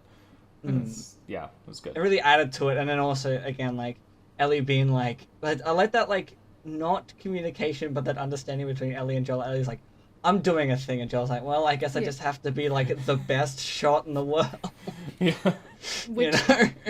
That whole segment was so great because the whole scene was so well choreographed. Like, going from Joel to what Ellie's doing, to what Kathleen is doing, to what Henry and Sam are doing, and bouncing back and forth. That was such an amazing action sequence. I got so excited. Incredibly well done. It was really good, and it especially because like this is like your big like zombie like scene. I feel like out of the whole show, this is like the big moment that they're really gonna play with it and do a lot with it. And so it was good to have like a lot of fun with that, and especially in that chaos of like the fire coming around, like everything's a mess, you're just trying to survive and do your best in this circumstance. And I think it was really well done. And then that ending was a lot, just having like digging the graves and then putting the sign down just saying I'm sorry, and then just getting up and leaving. And then I'm sitting there looking at Joel being like, yeah, it's been a while since I've seen an old character bury someone with a shovel with that look on their face, and then with a small child that they are looking after. And I'm sitting there like, maybe I should go and rewatch Logan. Logan was good. Guys, I'm like, That is true. That was, and then ending that episode with just being like, I'm good, and then at one point coming back home and like seeing my other roommate like watching that episode and being like, I'm not watching this again. I'm going to my room. I'm done. It's a lot. It is. Yeah. I also like that I think there could have been an instinct here to have them need to kill the bloater to prove something. I think it's a really smart maneuver that they just hightail it out of there. Because it really communicates the danger of this thing. And so when we see those again, potentially, it's not a thing that you go, oh, if I just pump it full of enough bullets, it's like, no, you just get the hell out of Dodge if you see one of these things. That's a cool thing too about like how they translate gameplay to actual scenes. Like for context, Conor, in the game, the bloater is essentially like a boss fight at some point, like during the Bill segments. So like I like that they were able to bring that like intensity with this and like sort of represent the gameplay in some fashion, but still like making it feel like what the medium that it's in, television. I thought they did such a good job with it. There is such a weird... Oh, sorry, go ahead. I was going to say, also they translate the sniping turret sequence into the same action sequence. You're which right, is very cool. They did great, very deftly, yeah. There's such a weird dynamic here because, and I apologize because this is a soapbox. I'll try not to stand on it for too long, but... When we talk about how video game adaptations always suck, I mean, for one, that's not true. It's just that most of the good examples have been anime and then recent animated shows also.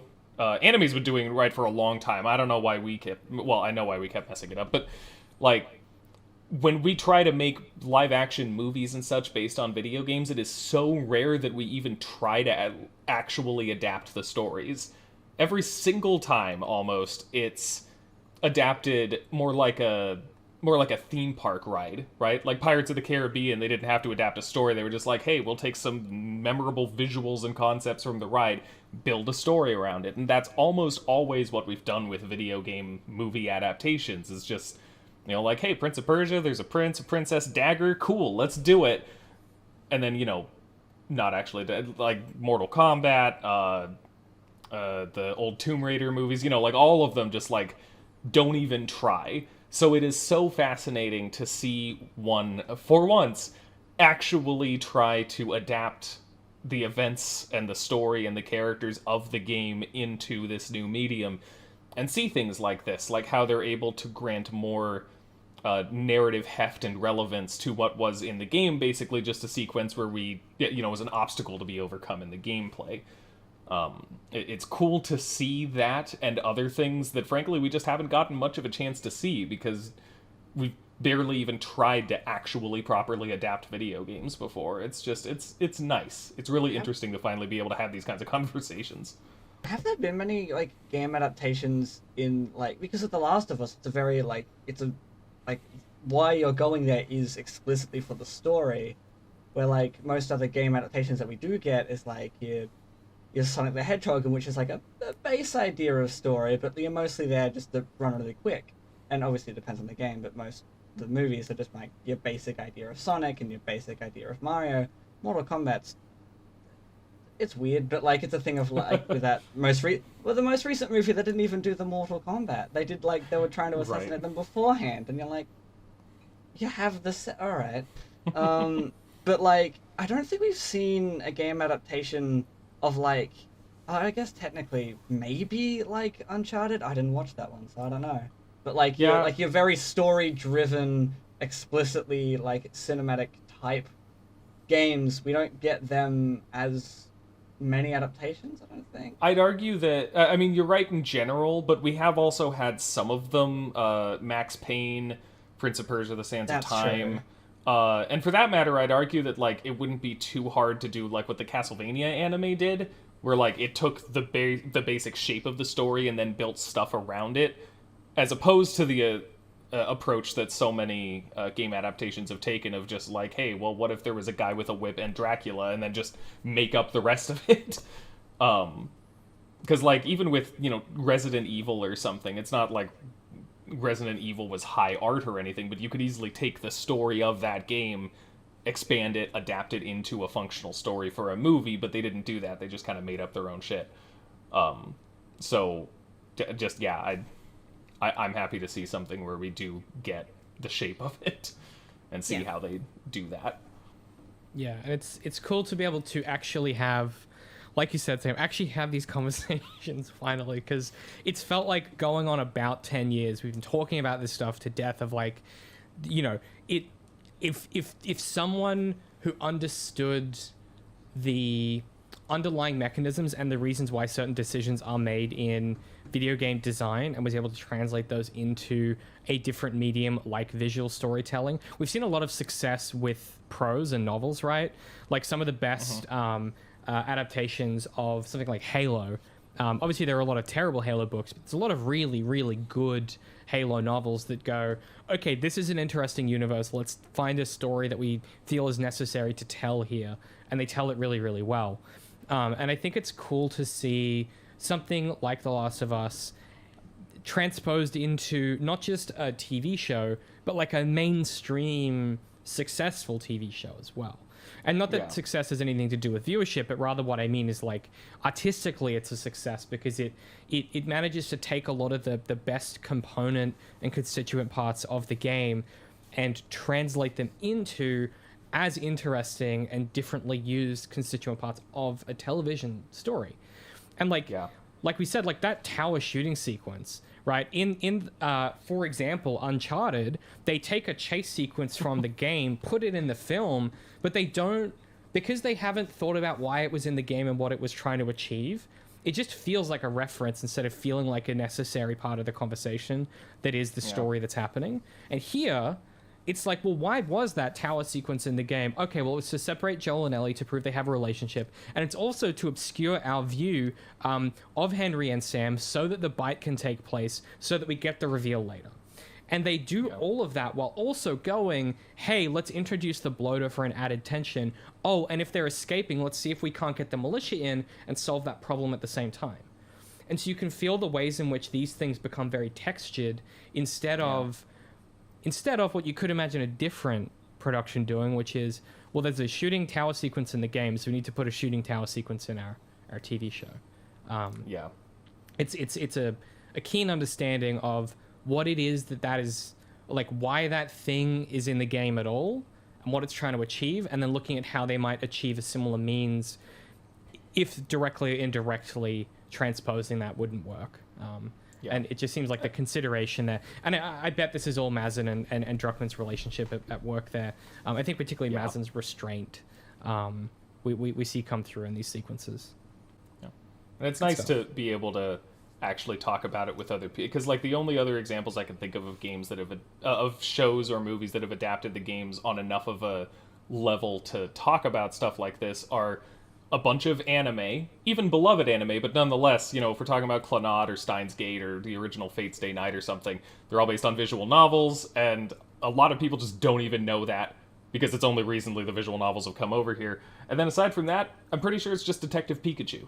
And I am the only person I know who's actually played the game that movie's based on. So, like, you can't have these conversations because the games that they've been based on, or like the Phoenix Wright movie, which never even got officially, like, brought over here, really. I didn't even know that existed.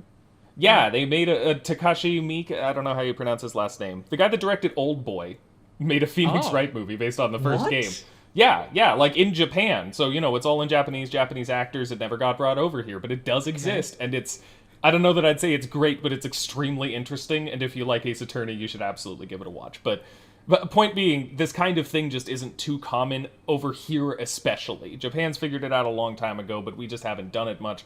And it's exciting for me to be able to talk to people about this. And it's not the fucking Halo show, so, you know. I still haven't watched... I love Halo, and I still haven't watched that. You should, just so that you've seen it, but yeah, it's spoiled. Oh, yeah. That's a rough one. Yeah, that's the expectation. It's so fun hearing about things like, I forgot they existed. I forgot they made a Halo show. Which is not good. Yeah. That's not good. That's not good at all.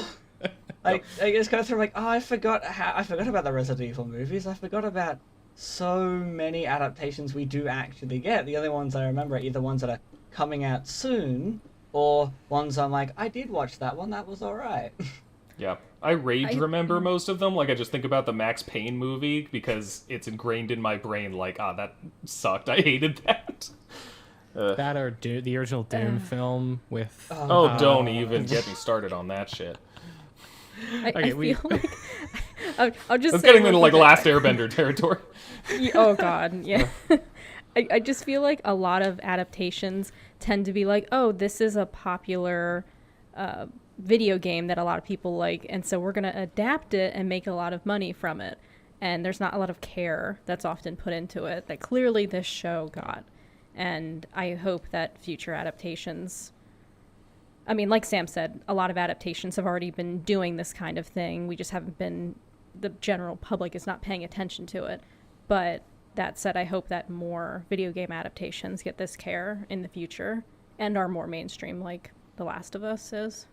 You have to wonder how much of that is Druckmann's direct involvement as well, and the fact that he stayed close to the project, and has been surrounded by, whether voluntarily or not, people that bring out the best of his instincts. And I think that, having listened to him talk about this show, I think that must be a huge part of it as well. And that HBO allowed it to be what it is, because, like, this isn't the only time that's happened. Jordan Mechner wrote the script to the Prince of Persia: The Sands of Time movie, but I am fairly certain that Disney had their fingers deep in that and wouldn't allow him to actually do the story justice, basically, because they were trying to create another Pirates of the Caribbean franchise for themselves. Like, the fact that HBO allowed this to be the way it is, gave them the freedom to do this, is also, I think, an element of it. Yeah, So, it's that's that nice. probably the latitude that Mazin earned from Chernobyl, and then probably like Druckmann's general financial success as a person that makes things. I feel like those two factors, unfortunately, are for some reason influential in art, and have allowed them to do the thing they're trying to do, which is really cool. Yeah.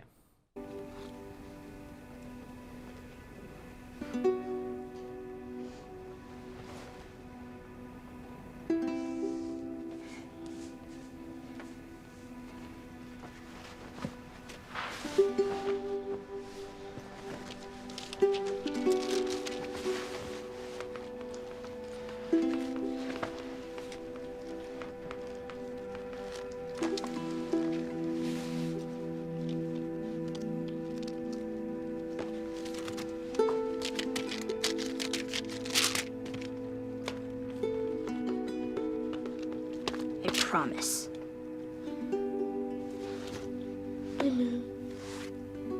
Promise.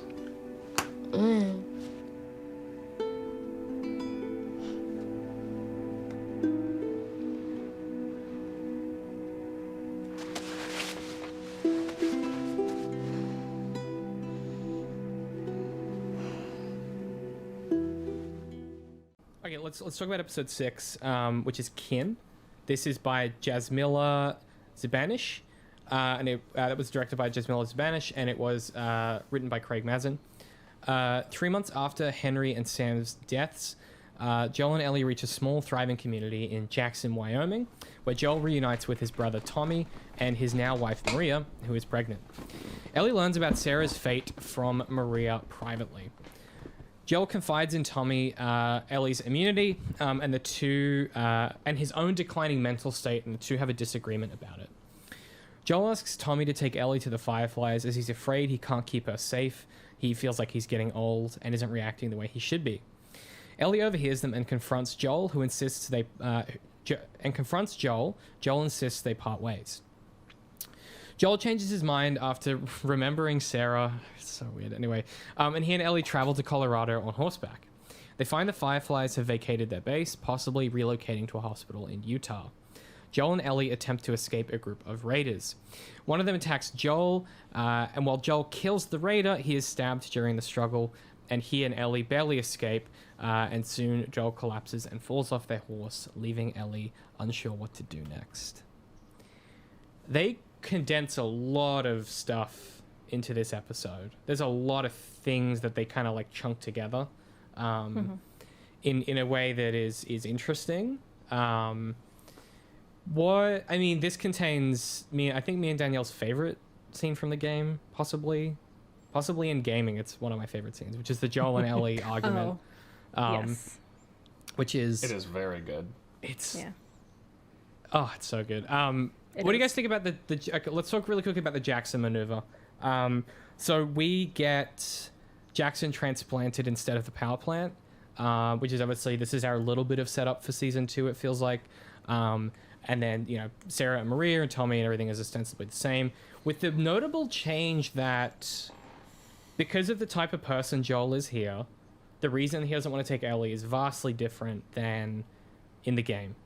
This is a real difference in like emotionality and the kind of thematic thrust of this show, where here Joel doesn't want to take her because he's like, my hearing's going, I'm not as sharp as I used to be, like I just don't have it like I used to, and he's like, Tommy, you're still young, you've still got it.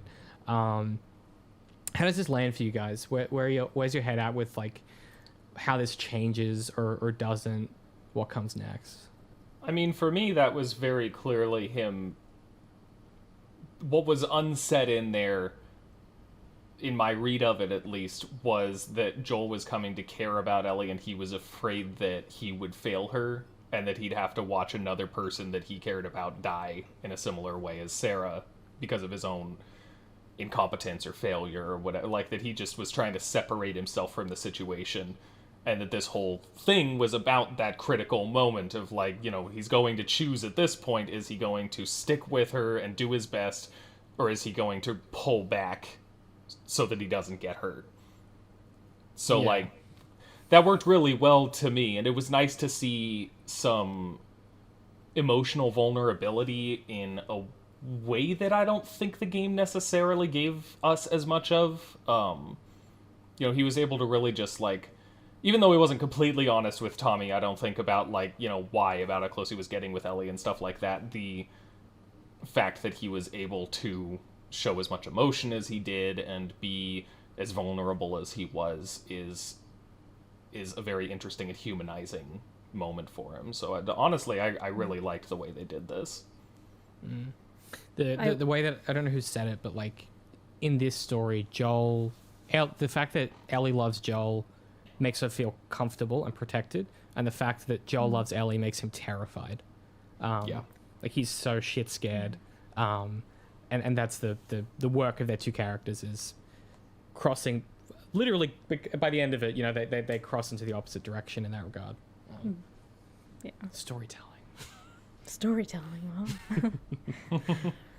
I personally, so the scene with Joel being vulnerable, I thought was extremely well acted, extremely well written. I personally did not like it, just because it was Joel basically uncovering his character arc that we're supposed to get in episode 9. But I think part of this comes from the change in Joel's character. So I don't think it was, I'm not going to say it was like a bad scene to include, but that was my fear going into this, was that they would soften Joel and have him be more vulnerable. And that's not a bad thing, but it was for this very reason, that he's talking about his character arc. And that's just, it's a bit early, and I guess maybe they wanted to plant the seed in audiences' heads, I'm not sure, but it just felt tonally a bit out of place to me, even though it, again, good scene, just kind of wish they would have waited and let it actually happen on the screen versus just telling us, oh, by the way, Joel's like falling for Ellie, like in terms of just like his emotions and viewing her as a surrogate Sarah. It's a fair criticism. I mean, that was my concern as well going into it, and we talked about it during our last recording, but that was my biggest concern throughout, especially with the way they changed his setup. I still think it works and it's effective, but yeah, I mean, and it's weird as well because the final episode is really rushed just lengthwise, and they could have easily done this maneuver there with to a great crescendo that would have built up that like emotional charge. And instead they have it here and then have that last episode be played off as kind of like numb and necessarily distant. I think it's a choice. It's not a choice that I would have made, but I understand what they're trying to do, but I agree. I think it's like playing the cards a little early, especially because it feels like the kind of thing that should happen after Left Behind, where they reconnect and you get that you understand through watching them interact that, you know, there's a vulnerability and a closeness there. I don't know. I could go either way about it. I think it really, yeah, I'd have to rewatch it and settle into it to decide whether I think it's a good choice or if it's more harmful, but I certainly see what they're trying to do. I am curious because I guess I'm not entirely certain. Like, are you saying that they should have withheld the fact that Joel was getting close to Ellie until the last episode? Because that doesn't sound like that sounds to me like it would make it come kind of out of, like it would feel really sudden. Like if you basically just kept treating the whole thing like you didn't really care about her much, and then at the end, like, oh, well, I love Ellie so much. Like, that feels like it would be really jarring to me. You kind of have to have that happening over the course of the story, don't you? I think the story was doing that on its own. He didn't need to tell us. Like, I don't, like, in general, I don't, like, I feel like in stories, they tend to writers tend to write characters as just kind of telling us how they feel. And in reality, like, let's be honest, like, most of us aren't saying, like, this is where I'm at this point in my life, and I'm going through this emotional trauma, you know, unless we're in therapy. You know, we're not saying that, you know, just... And I guess it doesn't come out of nowhere. He is confiding in his brother. But See, I do in talk general, like I think... that a lot, so maybe that taints it for him. makes me look at it differently. I'm making a generalization. I shouldn't say that necessarily. But I just think that in general, the story was doing that for us. And because he's like just kind of, that was my concern about him sort of being more, again, for lack of a better word, softer, like of a character, that he would be more vulnerable. And again, I don't think it's a bad choice. It's just a different Joel than what we get in the game, who is very hard and would never say something like that. But like that's why, like, I critique it, but like it's kind of a choice where I'm like, I don't think it's bad to be included there. It's just that I think it's a shame that they revealed his feelings so early on, when I think the show, it kind of spoke, like, the show speaks for itself. I feel like they could have cut that scene and I would have been fine. Interesting. Yeah, I completely understand. I guess where my head's at with it is, I think it unintentionally undercuts the argument they have afterwards. Joel and Ellie is specifically the first time where they actually talk to each other about the stuff that they're feeling. Like, it's the first time that they have an open, honest conversation, and it does not go well because Joel is not good at that stuff. And so I could see an argument for that sequence with Tommy potentially undercutting the impact of that moment, because from there forward, they are fully vulnerable with each other in a really compelling way. And I think your mileage is probably going to vary significantly on whether or not those two scenes go hand in hand, or whether or not the first one makes you go, okay, well, Joel's kind of already told us, obfuscated through his reasons for not wanting to take her. He's already told us this. Why are we having this argument? So I could see how it's sort of a double beat back to back. But I also wonder if that's just the necessity of them crunching so much stuff together. We have a lot more stuff between the Tommy conversation and the Ellie argument in the game. There's like about an hour of content between them. And so I just wonder if it's a function of the medium, where it just feels kind of like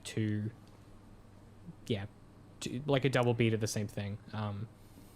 I guess I'll also say real quick, just to be clear, that I tend to wear my heart on my sleeve and talk like that too, like Sam was just saying. I just don't think Joel would do it. But that's fair. But again, I also don't want to... I hope it doesn't come off that I'm criticizing it, because in general, I don't think it was a bad scene. It just kind of caught me off guard, and was what I feared the whole time. So it was like, oh no, like, it's doing the thing I didn't want. But I don't think it was a bad choice. Just That's fair. I liked it. Yeah? Yeah, I was gonna say, I like a big sad dad. It's like, yeah, it was a very good scene. I liked how it's the thing of like, you're probably right in the sense of like, it would have been a bit better to do a bit more showing before telling a bit more. But it's still the thing of like, it was a very well written scene. I really liked the scene. I really liked that he did have that thing of like, okay, I am now with my brother after so much time. I am going to explicitly say a bit more things. And I do actually think it might have had an impact, like this scene probably did have an impact on the last episode and how it was, but yeah, overall this episode was just, it was a good episode. Again, I really like it because, again, we're seeing another side of the apocalypse. We're seeing another set of people and how they live and how they've decided to try and run things and exist in this world. So yeah, I had a good time. I was real curious, and I didn't get to look it up, of what the movie they were watching in the episode. I was trying to work out what it was, but I couldn't. I don't know what it was. Gosh. I either recognized it or looked it up in the moment, and I forget now. Yeah, I don't remember. I was supposed to look it up, but I forgot. But yeah, no, it was... it was a fun moment of being like, oh, I don't... Like, Ellie would know that movies exist, but this is probably the first time that she's seeing one. Oh. It's The Goodbye Girl, I believe. Okay. Well, I hope everyone in the apocalypse enjoyed it. Yeah, it's a romantic body comedy. Yeah. I'm sure they did. It's what do we think? I mean, we get the Joel Ellie argument, which I think they play almost shot. It's almost shot for shot. There are really there are a couple scenes that just the game did it so well that they just translated it straight. I'm glad they didn't do that for everything, because if you just did shot for shot on everything, that would be kind of weird and unnecessary. But yeah, sometimes they know it works and they just recreate it, and the scene is one of those where that's all you had to do, really. Yeah. Bella Ramsey absolutely kills it. They're so talented in this role. I was blown away by the same sort of if you've ever been so sad that it makes you angry, and it feels it feels spurious and it makes you feel small, and then it perfectly captures that range of emotionality and the frustration and the care and the heartbreak. It just brings it all together so well, and they both absolutely kill it in this scene. Yeah, it's good. I get teary every time I watch it. Doesn't matter whether it's a game or if it's the TV show. It just, that moment where she shoves him. Oh yeah, every time. It's good stuff. It's good. Yeah. Ellie.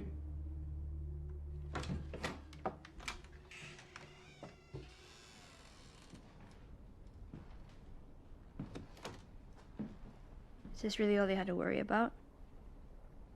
Boys, movies, deciding which shirt goes with which skirt. It's bizarre.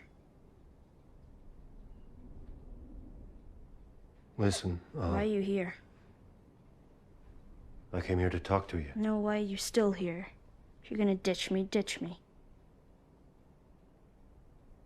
What exactly did you hear? I have to leave her, you have to take her. I stood up for you today because I thought...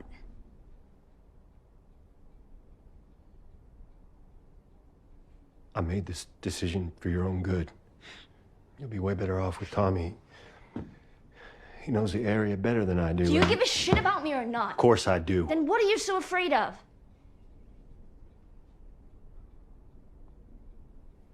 I'm not her, Maria told me about Sarah and... No.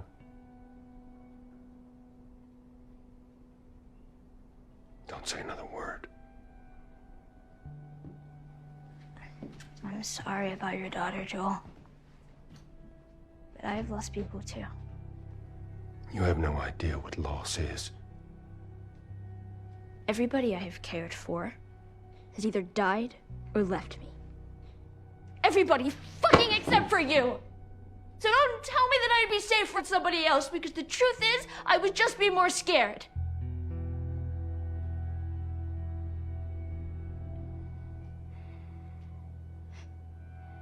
You're right. You're not my daughter. And I sure as hell ain't your dad. Now come dawn, we're going our separate ways.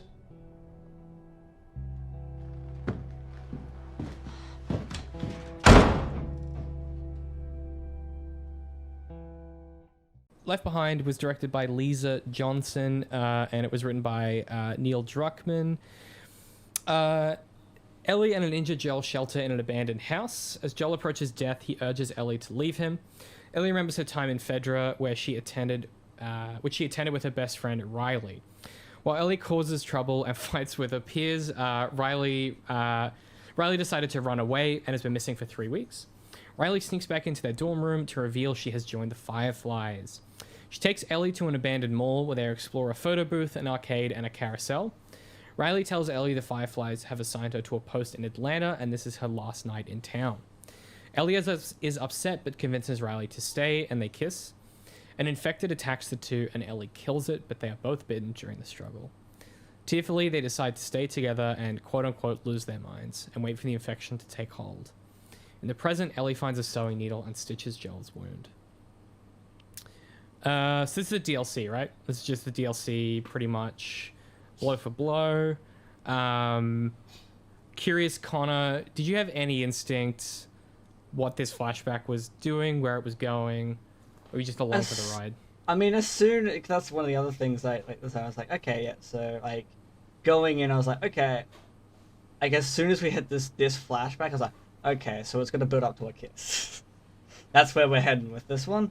Cool.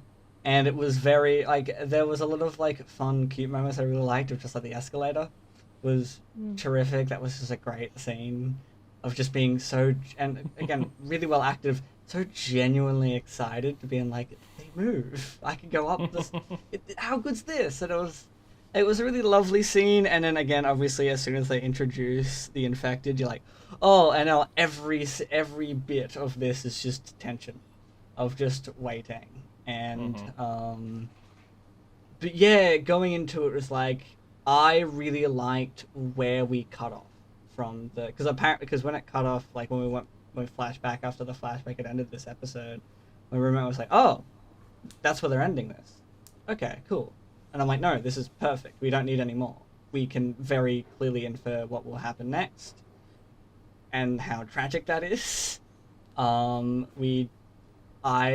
really liked it. There was a lot of really good scenes, and again, showing these kids walking around in like just a mall and being like, yeah, look at all these things. Let's have a fun night.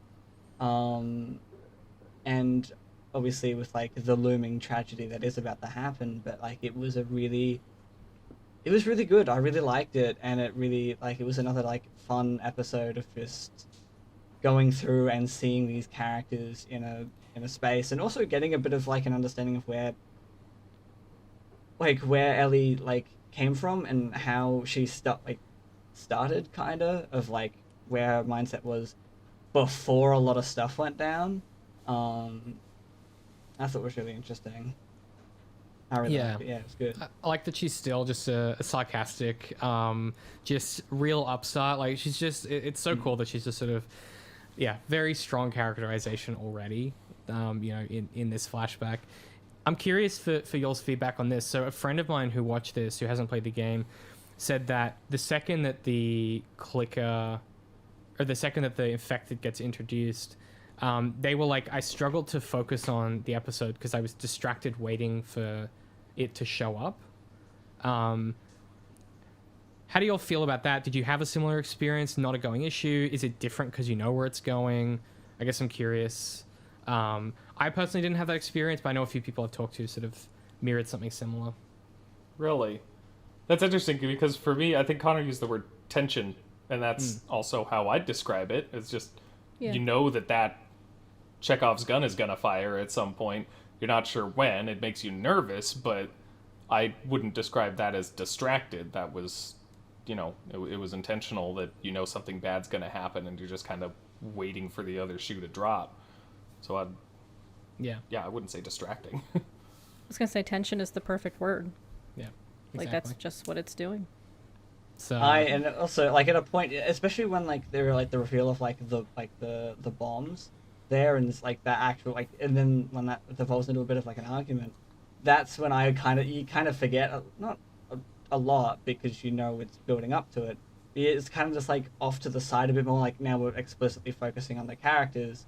You, if anything, you get a bit distracted by them from like what is building up to, and as soon as they leave, it immediately comes back to, and then it's gonna happen, and then obviously you get the little reveal of like the screaming noise. Ellie runs in, it's little stupid like Halloween prop decorations, which you're like, yeah, okay, it's fun that we're having this emotional scene with like the rubbish Halloween masks in the background. That's fun. That's good. Yeah, it's a good I think the texture of the dialogue and the interactions, like it draws you in sufficiently that like every time there's a loud noise, you're like, oh, I forgot. Oh yeah, okay. Oh, okay. Where is it? Like, yeah. And as Sam said, you know, where's the Chekhov's zombie? Like, where is it? Like, and they keep moving through the mall, which is the other thing that I thought was really clever. Where you're like, okay, well, I don't know where that is in relationship to them spatially. And I thought that was a really kind of tidy way of translating something in the game that like really wouldn't have made sense if they hadn't done it this way.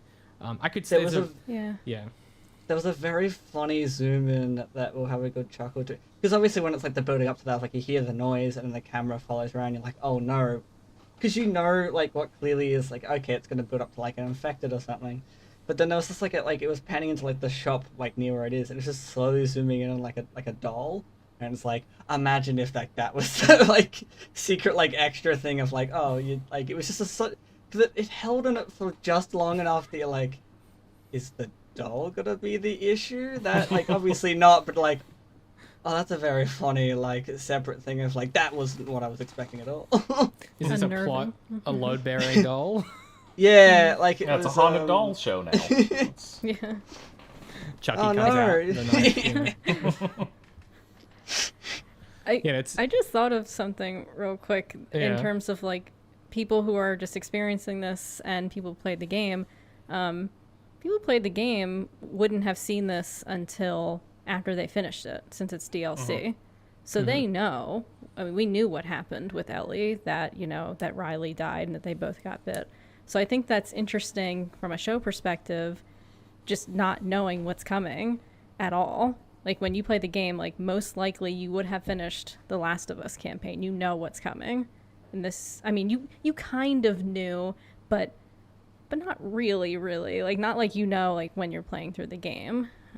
So yeah, you know that she's killed someone before, but you don't. Yeah. She doesn't say what. Like it's left vague, and so you can connect those dots, but it's not. It's by no means explicit.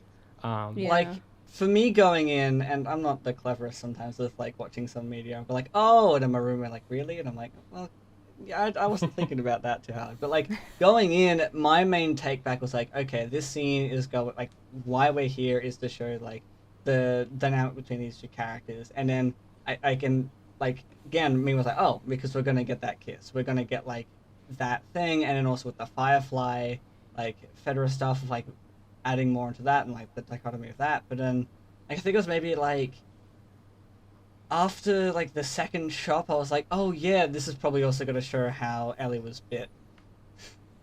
That's going to be a thing as well. Like we're and I'm glad that we didn't get like, we're not getting like the whole scene of like how even like how the Fireflies got involved, and you got us like, and while we didn't get any of that, it was just a thing of like, okay, got bit. There's like a lovely little scene between the two of them, just like, let's lose our minds together, which again, dramatic irony.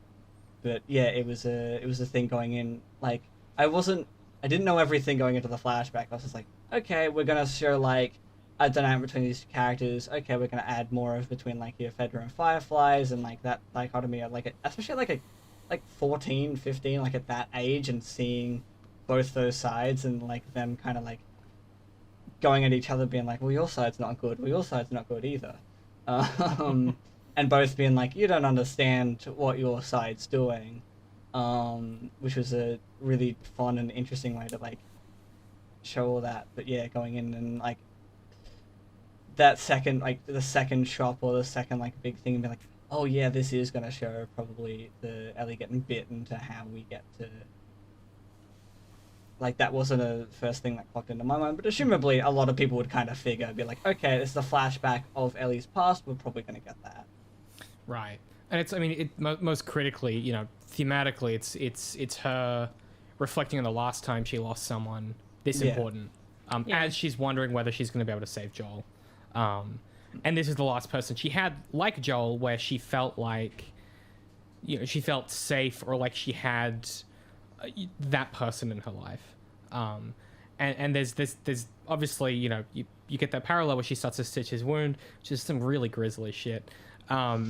And then we get the sequence with David and his mob. What I think is notable here too, without dwelling on this too much, is, as Danielle said, this is within the text now. It's not DLC, or it's not like a separate story. And I think the impact that has from a pacing perspective is super fascinating, because it means that the next episode feels very big in scale in comparison, which is not something that I usually would note, because you watch an episode and then you watch the next one and you go, okay, cool. But these directly have an impact on each other, where this feels like such a small scale, not to diminish how important it is emotionally and thematically, but literally it's a small scale. It's two people potentially getting affected and dying versus this entire community that is on the hunt for them. And you feel that change in scale and the escalation of stakes as we ramp up toward the finale. And I think it does a good... it's a good comparison point for the next episode to then pick up and really like punch up the tension from. Where we had the interpersonal drama, and now we have the combination of the interpersonal drama, the lethality, and then, you know, are they going to even get out of this without doing something horrible? And the answer is no, turns out, because that's the world they live in. So anything else on episode 7, or should we talk about 8 and then the finale? Honestly, Left Behind is very directly translated, so I don't have much to say about it except that it's good. But I did recently find out that there is a conversation in one of the Uncharted games where Nathan talks to Elena about how she used to work at a restaurant called Macho Nacho. It was her first job, and she complains about the manager and stuff. The restaurant that Ellie and Riley go into, like in the food court, is a Macho Nacho. Oh, yeah, that's awesome. Okay. So it's just a cute little Easter egg. I that is enjoyed fun. That. Love that. Good stuff. Yeah, that was a fun scene of like, it's like, I got a gift for you. A taco? No. Like, how would it be a taco? Love that. That's cool. I like that. Maybe this is like the start of the Druckmann cinematic universe. You never know. Oh God, I hope snap. not. I mean, look, if we can find a way to make Crash Bandicoot, Jak and Daxter, Uncharted, and The Last of Us all exist in the same world, then I guess that would, I'd be curious enough to see that. Sure, why not? Yeah. Oh God. Give me a weekend. I'll see what I can do. No way. Electric stairs? Escalator. Escalator? Go ahead.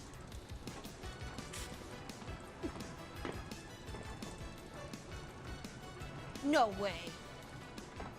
Check me out, man. This is so cool. Backwards. Forwards. And backwards. And now I'm not going anywhere.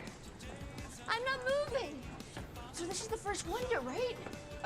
Yeah, sure. There can be 5 wonders in this mall. Be careful. I'm coming for you. What are you doing? Oh, shit. Jesus, Ellie. No, I'm good. Are you okay? Yeah, I'm fine. I just tripped. Okay. See? Oh. Ta-da. You are just a graceful ballerina, but chop chop. We're on a schedule.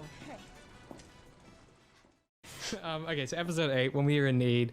This was directed by Ali Abbasi, and it was written by Craig Mazin. Ellie leaves Joel, who is still recovering, to hunt for food. After shooting a deer, she traces the wounded animal and encounters a preacher, David, and his fellow hunter, James. She trades her deer pelt for penicillin to save Joel. David reveals the man who stabbed Joel in the university was a member of his group, and Ellie leaves to treat Joel. The next day, she finds David and his men have followed her to seek vengeance on Joel. She flees to draw them away, but is captured. Back at David's camp, he reveals he has been feeding his group human flesh, and Ellie is next if she won't cooperate. Meanwhile, Joel awakens and tortures some of David's men to find Ellie's whereabouts. David and James attempt to kill Ellie, but she escapes, kills James, and while David hunts her down, she confronts him in a grisly final assault where she cuts him into pieces with a meat cleaver. Joel finds the traumatized Ellie staggering outside in the snow as the community center burns, and they leave comforting each other. What do you guys think of, obvious big change. David is now religious. He's a religious leader, which, we don't really get any context of his side of things in the game. We just know that he's kind of weird and off-putting, and then when he turns out that he's after them, we just go in and we kill him. And there's a lot of stuff happening here, like at a structural level with what this show imagines, like religions and cults to be, and how they function. I think for the most part, it probably like gets away with some of these maneuvers because it's quite simple in its execution, right? Like, he's a scary dude. He's the cult leader. He's in charge. He hits that girl when she speaks up, when he's like, hey, speak when you're spoken to, and then proceeds to feed her own father. Like, it's a real, like, you get this sense of like there's a real Machiavellian kind of cultishness to him. And he is, like, objectively, I think for a lot of people, the worst person in this show, just, like, ethically and morally. And he's a bad dude, and it makes Ellie killing him, in the same way in the game, them being cannibals makes it a harrowing thing to go through. And the fact that he dies, not more agreeable, but it feels justified in a way. But, otherwise, this plays out pretty much sequence for sequence, right? We just get more interstitial scenes with David's people. Yeah, I'd say the only like really big difference, and it's really, I say big difference, more like just a small difference, I guess, is David just feels overtly more sinister in this version, where like in the game, yes, there is like, he is sinister, but like you really don't know what to make of him, where in this he's like, no, like he's bad. Like from the get-go. He's bad news. Yeah. But also I should note that we get a cameo from Troy Baker in here, who voices Joel. Yeah, as James. Nice. Yep. Always good to see him. Yeah. The interesting thing. Oh, sorry. What? No, I was just gonna say he's doing his best grimy boy impression. It's good. He's good. Yeah. The interesting thing to me about the characterization of David in this is, on one hand, like, casting him as a cult leader, like, kind of makes sense. Scummy leader of a bunch of people, control freak kind of thing. Like, I think that they characterized him well with that change, and that change makes sense for the role he's playing. The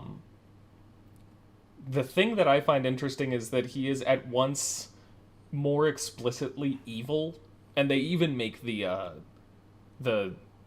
rapey element of his assault on Ellie at the end more explicit in the show than they did in the game. Like, in the game, it just kind of felt rapey, but he didn't, like, say anything to actually straight up say, yep, this is what I'm trying to do right now. And the show, it was much more explicit. And I don't know quite how I feel about that. But the other thing, though, is that I feel like the show kind of made the cannibalism, at least the act of it, certainly not his implementation of it, feel less evil, because he does straight up say, like, look, we're dying, we're out of meat, and, like, if there is any scenario in which I'm not going to just immediately be like, no, that is absolutely wrong in any circumstance, it is the circumstance where the only alternative is that everyone dies of starvation. Like, there's a degree to which that makes it feel like he is legitimately just trying to do what he has to, even if it sucks, even if it's morally questionable, to get by. But then, of course, he also, is keeping the secret from most of the people, is just an absolutely terrible person in many, many other ways. Like, there's no redeeming him from that, but I do find it interesting that among the other ways that it made David a worse person, it also kind of added a bit of kind of relatable reasoning for one of the worst things that he does. It's an interesting combo. It's a rationality to it that makes it feel less cartoonish, while at once making him more cartoonishly sinister, which is an interesting maneuver. Like they kind of do both, and they seem to get away with it for the most part. I was gonna say, like, in the game, because it's not explicit, I just always assumed that the rest of the community knew, like, that they were agreed to be cannibals. Like, I just assumed that. But I mean, that's a really common trope in, like, post-apocalyptic zombie fiction. They're pretty much always cannibals at some point in those things. But yeah, like, they do make it pretty specifically, like, they're only, with the exception of Ellie for various reasons, you know, they're only eating people that have already died of other reasons, stuff like that, as opposed to the more sinister alternative, which often happens, where they're just people who, like, lure the main characters in to try and kill and eat them or whatever. It just, I don't know. It's interesting. Yeah, it certainly plays with the space a bit more and seems to have more thoughts about what it means. My biggest issue, the fact, it's difficult to phrase, the fact that he tries to assault her just before she kills him feels like it feels a little bit like them talking down to the audience is not the right way of putting it, but it feels like a much safer way of that kill happening, because she's then viscerally reacting to that in the moment and killing him, which is acceptable. In the original, as you said, Sam, there's no implication. There's no overt implication of any kind of essay or anything like that. Like there's no kind of like, you don't watch that sequence and go, oh, he had sexual assault in mind. He's attacking her, trying to kill her, and she machetes him and then doesn't stop. There are kind of sexual undertones to it. Like, he does get on top of her and straddle her to do it and stuff. So it in the game, it has some of those vibes. It just doesn't, you know, in the show they just kind of straight up are like, yep, that is what is happening here. Yeah, I guess by making it explicit, it makes in making it unambiguous, I think it loses some of the and I guess Ellie's a different character, so maybe it is irrelevant to my point, but like it just feels a little bit less it's still impactful, but it changes something about how it's impactful.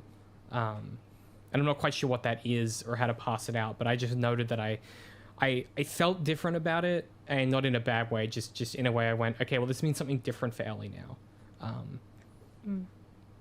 This is a really good episode. This is like the other episodes, like, kind of, like, I was a bit more blown away, like, wow, no, this is like a really solid episode. Okay, again, seeing how other people are dealing with the apocalypse and how that's going, but then also just being like, yeah, no, wow, this is really good. Like, and another thing I do want to point out is the way that this show does violence, I think, is like a good thing. Like, I think they do a very good job of how they show violence, because like I really like the fact that we see like when Ellie's going in for like that kill, we see the blood splatter, we see that intensity, we see how like that is, but we don't actually see the body. Yeah. I really like that a lot. And same with like there's like some other things like in earlier episodes, like where they do similar things of like, this show is violent and it is pretty brutal, but it doesn't have to show everything. You just can infer as to how, which again, it's the unknown stuff. So in some cases that's like it's a good thing as to like, it's very good. I really like that. I just thought that was like in this episode, especially when that was happening, I was like, I'm glad I don't have to see the body. I'm glad I don't have to, that the show is not going to show us. But yeah, no, this episode was just really good. It was a lot of fun. Like Joel going through that, which again, another pretty violent scene, but going through and being like putting the knife in the guy's mouth and like point to where we are. That was another good scene. Yeah, the torches when he goes full Batman. Yeah, we talked about that. We talk about that a lot when we talk about this story, because it's a real moment where like you get a beat of this in a future story where you realize you learn that he learned this technique from Tommy, and and like this specific torture technique, which is a common like cop maneuver, like it's a classic cop maneuver to be like, you know, it's the Newlyweds game, right? It's like write down, you know, their favorite drink, and then you both lift them at the same time, and if you had the same answer, then, you know, it's that kind of thing, but the torture equivalent. No one has ever beaten the Newlywed Game. No one. And I think it telegraphs really well what's going to happen next. And I think for a lot of people, this hopefully is the moment, if you're not familiar with the story, where it sinks in that like, oh, this isn't a story with like a heroic sacrifice for Joel.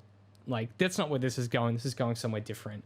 And I think this telegraphs that well, where you get both of them doing these tremendous acts of violence, and leaving together and needing to reconcile that moving forward, and whatever that means for each of them individually.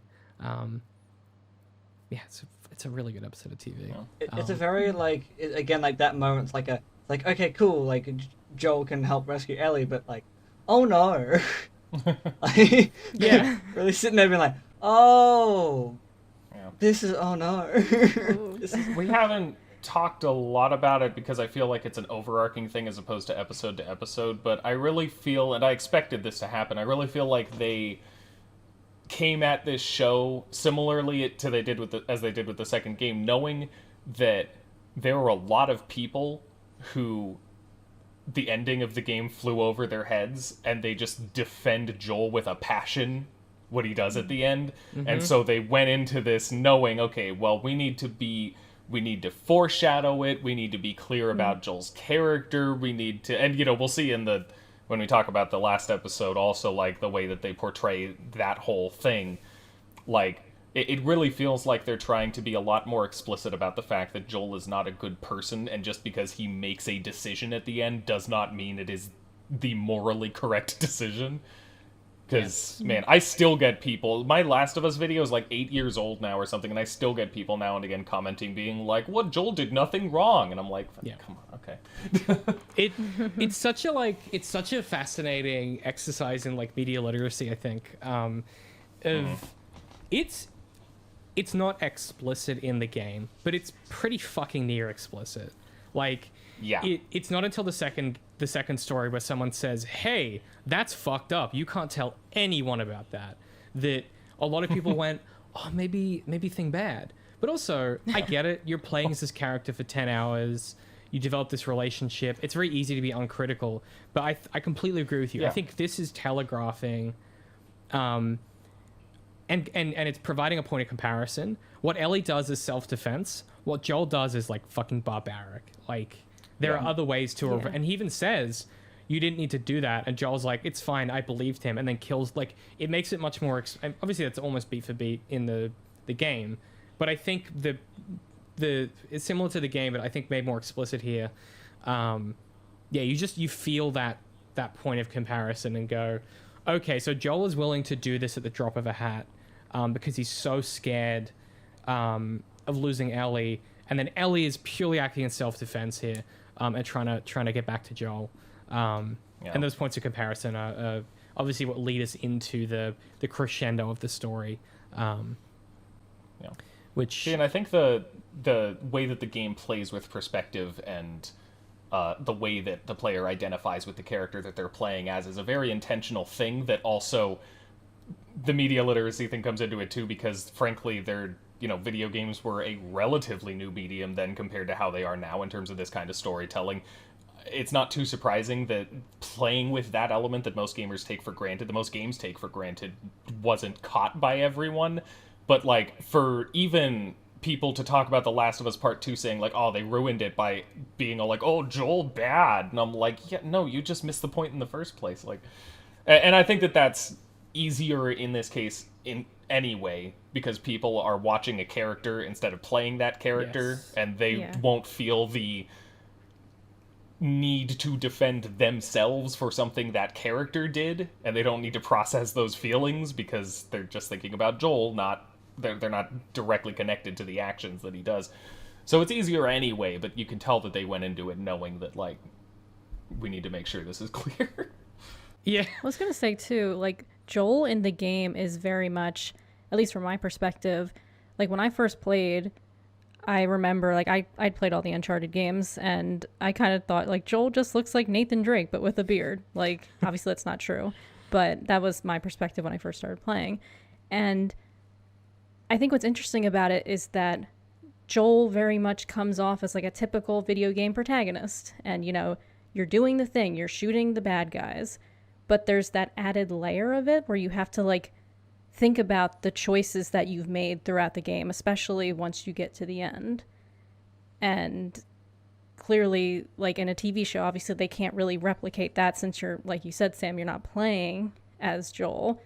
So I think it's interesting too that they've set him up as a more sympathetic character, because it hits all the more harder when you see him do these things and you're like, oh shit, this is not the character I was expecting going forward. I think they set it up really well. Yeah, I mean, I think the notable absence here, right, is that the audience isn't the one that pulls the trigger. We talk about that moment a lot in the game.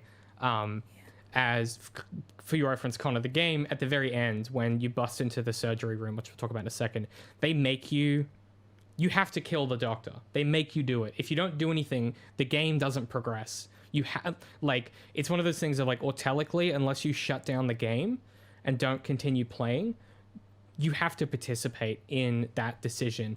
You can do everything else non-lethally in the hospital if you want to. It's fucking hard. No one does it. Everyone just goes in guns blazing. But that moment, you have to kill him, and it makes you complicit in this activity, so that afterwards you go, holy shit, what have we done? Like, what has Joel done? And here, obviously, they don't have that. Should be your response, yeah.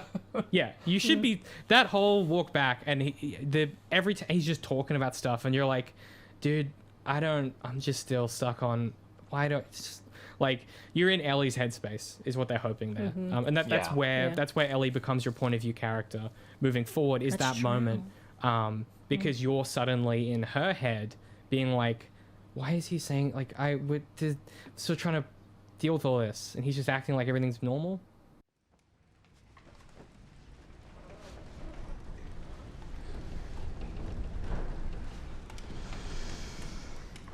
If you've heard a rumor, yes, we found a girl who was with the man who took Alec from us. When the sun rises, I'll lead a group out to pick up her trail. Won't be hard to find in the snow. We'll follow it to wherever they're hiding, and we'll bring that man to justice. You should kill him. You should kill both of them.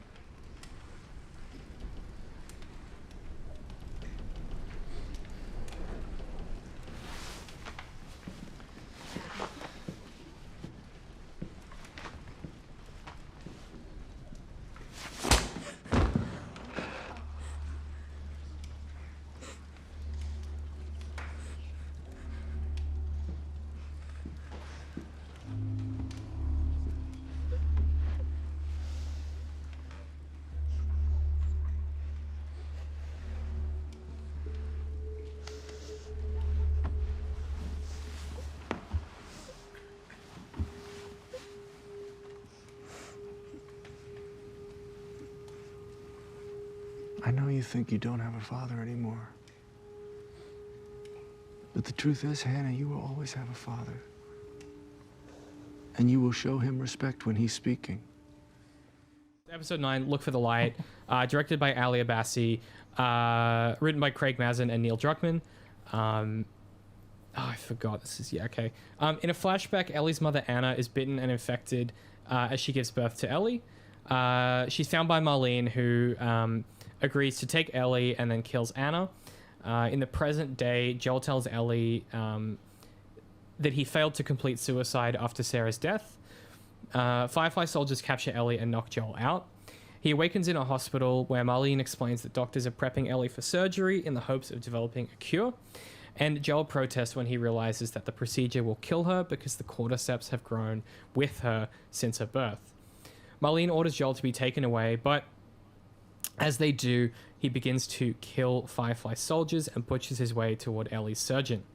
Joel eventually murders the surgeon and carries an unconscious Ellie from the hospital. On the way into the parking garage, Marlene intercepts them, explaining there's still time to find a cure, that Joel can come back from this, but he shoots her and then kills her, insisting that she'll just come after him. When Ellie awakens in the car, Joel explains that they already had failed to develop a cure and that there's 12 other people and none of them worked. As they make their way back to Jackson, in the penultimate moment, Ellie insists that Joel swears his story about the Fireflies is true. And when he does, she simply replies, okay. And then we cut to credits. Sometimes things don't work out the way we hope. You can feel like you've come to an end. And you don't know what to do next. But if you just keep going, you find something new to fight for. And maybe that's not what you Swear want. to me. Swear to me that everything you said about the Fireflies is true.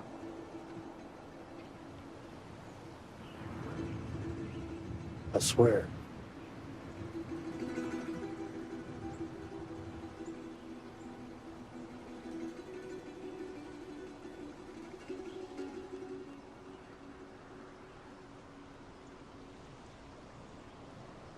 Okay.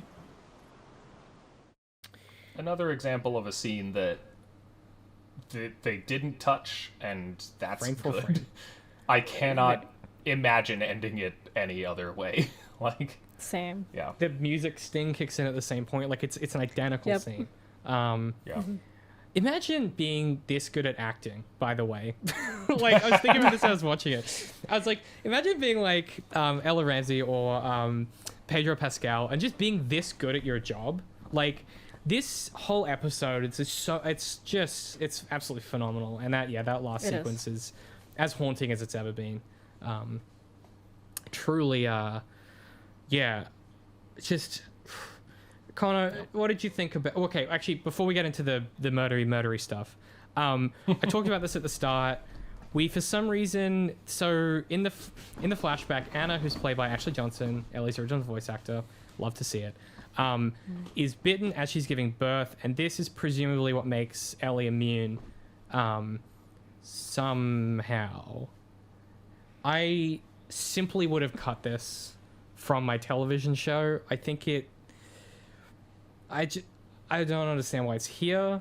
I don't think we ever needed an origin for her immunity. That was sort of the point. I don't understand this inclusion. I will It's like agree the with you. Oh, sorry. I will agree you with go. you, but I will also throw in one defense of it, and that is in regard to what is happening with my brain? Why am I forgetting the name of the Fireflies lady?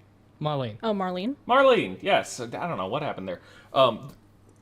In regards to Marlene, I think that there is a degree to which it's easy to see her as detached from the decision to kill Ellie, to, go toward a cure, to try and find a cure. And I think that this backstory adds some extra dimension to her character, making it clear that this decision is not easy for her. It's not just that Joel doesn't like it, like, she's also doing something that she hates and that is emotionally difficult for her too.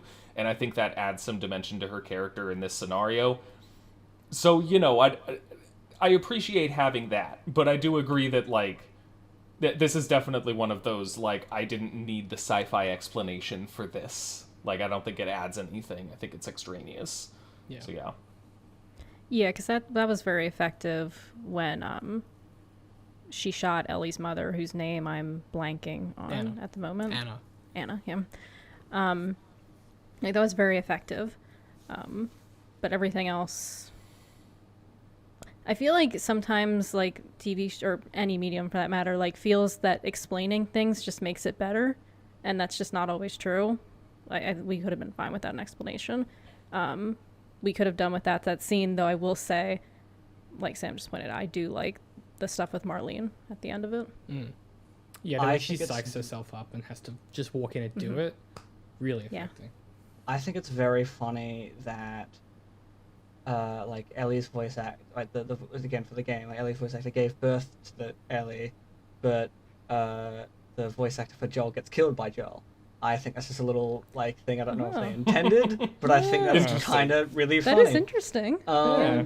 But yeah, no, this scene is not needed. Yet I'm a big fan of, like, it's just there's no like a big thing or like, oh, this is why this person's a no. It's the person just is like people are funky like that. Like you don't really need this. Like obviously there is that point of like for like Marlene, like that really does add that extra dimension to it. But aside from that, there's not really a point to it. I want to quickly. Yeah. Oh, sorry. Here you quick. go. I was just gonna mention because we haven't brought it up that Marlene is played by the original voice actress, Meryl Dandridge, I believe her name is, who is I just forgot that. excellent. Huh.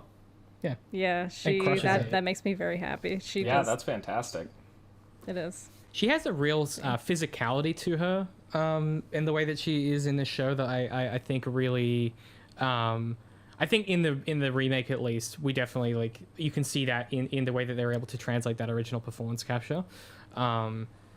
She's phenomenal, and the way that she sort of there's that really great dialogue where she says something to Joel of something like, you know, I'm the only person that can understand, and you can see her realize that like she needs to get him as far away as possible because this isn't like even though objectively they're in the same position, you know, like emotionally, she has already worked through this like realization and maybe has known for years that this has been a possibility, that maybe Ellie will have to die in order to create the cure. Which I think that's the one thing that this little sci-fi twist does add, is that in order to replicate this, someone would have to willingly die during the birth of their child and then also condemn their child to death. That's the only kind of like, if I was Cinema Sins and I was trying to be like, why does this scene exist? This is here is why it would be hard to, here's why no one would want to recreate, you know, this moment, kind of thing. Here's why no one would want to artificially manufacture this person with a cure, which we didn't need, but that's kind of, I think, ontologically something that's happening there. So Joel, what did you guys think of this sequence? So basically Joel, very similar to the game, is being led away and he aces the soldiers that are after him, and then he just basically butchers his way up. The longer he fights, the more distant the sound effects become, to the point where it's this kind of muted montage of him killing these fireflies. And it's like Conor alluded to before, we don't always see the actual killing blow, but in some ways it's more affecting to then see like as he's moving through their reactions to him and the aftermath of their bodies, and like, you know, it's like, you know, hands on the floor with like guns next to them, and it's, you know, shots of torsos with just blood, and you know, the gun haze and the gun smoke as he's sort of working his way through. It's quite a confronting little sequence, I think. You see, they like, really. Go ahead. I was just gonna mention the scene that David said. I think it was in episode 4, where you mentioned how Joel had to think for a moment about like using like a gun or a knife, and he used the knife. And there's a scene here that stood out to me where I guess he ran out of bullets, and he, if I'm not mistaken, I think he used Ellie's knife, but correct me if I'm wrong. Yeah, he does. Okay. To then kill somebody, then he picks up another gun. Like just these, like, again, like little details that, again, like David mentioned earlier, that add texture. Like there's just, is really good. Yeah, this would be too big to get into in extreme detail, but video games and film use very different language to portray violence as a bad thing, particularly since video games tend to use violence as a rewarding and positive gameplay mechanic. They have to do very different things to also suggest, hey, this isn't a good thing that's happening right now. And you can definitely see that happening in, like, The Last of Us Part 2. You can see it in weirder games like Spec Ops: The Line. But, you know, in a show like this, cut away from the actual violence so that you're not, glorifying it, basking in the gore or anything.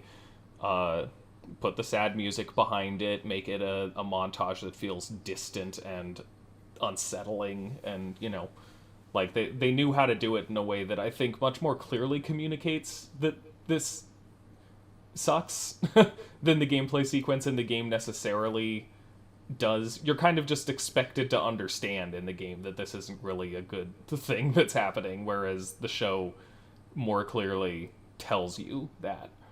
Well, I guess the other thing with the game is it empowers you because it gives you a bunch of really powerful weapons you didn't have previously to carve through it.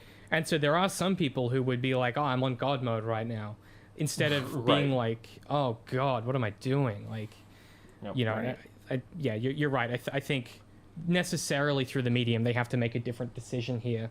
And I think it's a really effective one. It's one of many games that came out around that time that were trying to sort of subvert, not just challenge, but subvert the way that we approach violence and morality in video games. And I feel like this one may have gone over more heads than the others. Some of, like, Spec Ops just made people, if they didn't understand it, it made them mad. This one, if they didn't understand it, they just stand the mass murderer. They took the opposite lesson. Like, it's because I don't think anyone can walk out of this show and be like, Joel's a good dude. Like, I don't know that that's possible. Right. Yeah, because, like, in the game, it's like it's like that final moment, the final boss, if you will, even though it's not a boss, where, you faced hordes of enemies, and now suddenly you're in a situation where you have the most enemies at one time, and you have to strategize, and I could see how it could potentially go over people's heads. But if you're not thinking critically about it, and most people are not trained or expected to even just to, like, expect that they'll need to think critically about video games. I think that's still kind of a problem, but especially back then. Yeah. So. Hopefully they thought about it after if they didn't think about it in the moment, but yeah. Well, right, and then later on they thought about it and did so by coming up with as many weird, weak justifications for what Joel did as they possibly could. I've heard some wild shit trying to explain why it was the objectively correct decision to murder all the Fireflies. Like, it's bonkers. It's so interesting because when we did that issue of Level Story, I wrote an article about an argument that I'd heard, which was that some people were justifying, and I think it's really interesting as part of the malaise, that Joel's decision to do all this was because the Fireflies were an inadequate organization to achieve this end. And the evidence for that is in the game, but the game is not saying that. And I just think that's like a really interesting reaction, is like, it's sort of like, well, the way that I sort of take it is like, you're twisting the facts to suit the outcome instead of looking at the outcome of the project and saying, what does that tell me about the facts? And it's just a very motivated different reasoning. Exactly. Which is a shame, and I feel like, as you said, we shouldn't expect regular users of these texts, like regular viewers of TV, regular players of games, to necessarily be trained to understand this stuff. But where you do have a base level of training and you can sort of pass some of these concepts, you're more likely to have a much richer experience and understand and think about the ideas presented in the things you consume. And I think for The Last of Us, Danielle and I talked about this last time, it's a real gateway for a lot of people into that mode of engagement. And I'm really excited that this is as popular as it is, because I'm kind of hoping that like people will walk away and be like, man, yeah, I was really wrong about Joel. Like, I can't believe I excused all that stuff, and now look at what he's done. A gateway into this kind of thinking is a really good way to put it, because among the critical reevaluation of The Last of Us, I've seen a lot of people...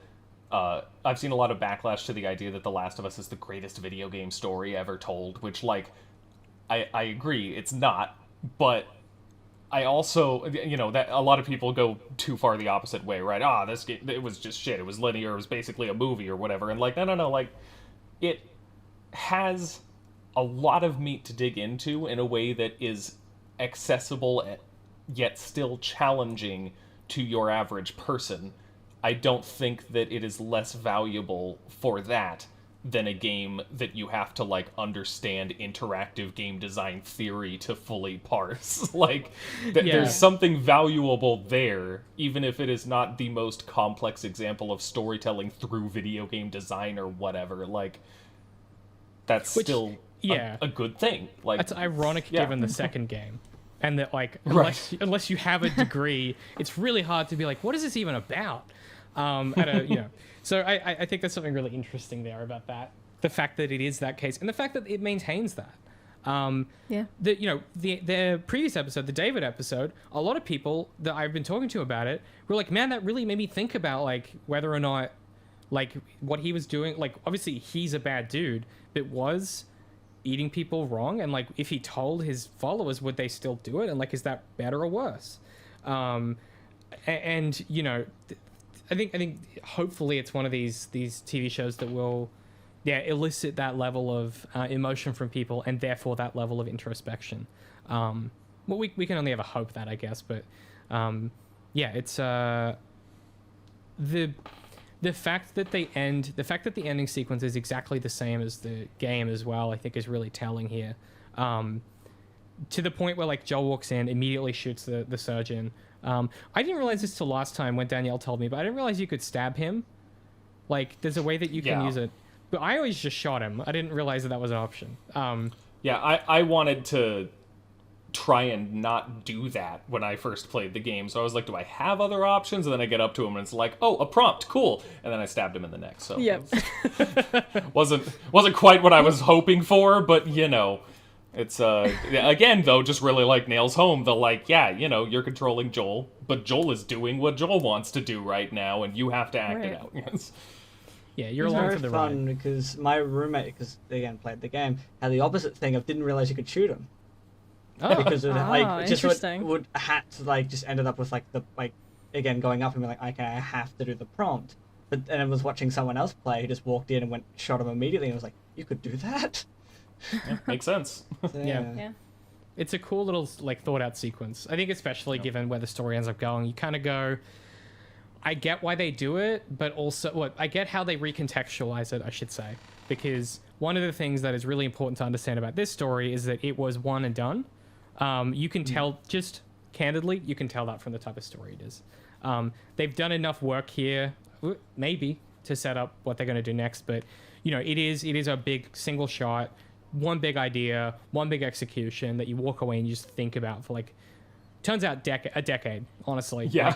Turns out a decade is how long I've been thinking about the story. It is a very thought-provoking ending. It's exactly the kind of ambiguity that, you know, makes it more meaningful rather than just, you know, leaves you making theories or whatever. It's the best kind. Yeah. Exactly. It makes you think. It causes like conversation. It's not just, oh, you finish it and you win and you're done. It keeps you thinking about it, and that's what gives it so much meaning as compared to something like Uncharted, that I'll say, like where you finish it and it was a memorable experience and it was a good experience, but not nearly as effective as I say Uncharted just because it's made by Naughty Dog and that's an easy target. But, I should say too. I am very glad that they did as little setup for part 2 as they did. Because, like, agreed. Some of the stuff in Tommy's place, and I loved the little glimpse of Dina, especially because it reflects a conversation that they have in part 2 about the first time she saw Ellie. Like, that's great. Love that. That's fantastic. I was really afraid that they would introduce other characters and concepts in this final sequence, and I'm really glad that they didn't, because I really think that I don't want to say, I mean, you know, spoiler reasons and such. I don't want to go into too much detail, but like alluding to the other character.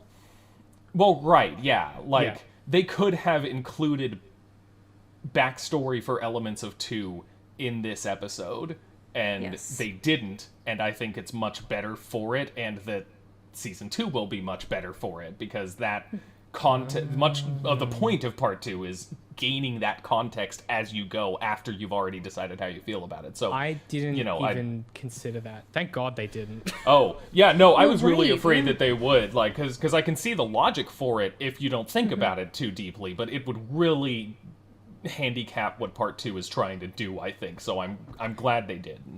I think it was a Agreed. very good choice. It's the maneuver they've done for every other character up until now in the show. Right. Where they're like, oh, we need more stuff on David. Okay, let's do some more of that. Oh, we need some Henry and Sam backstory.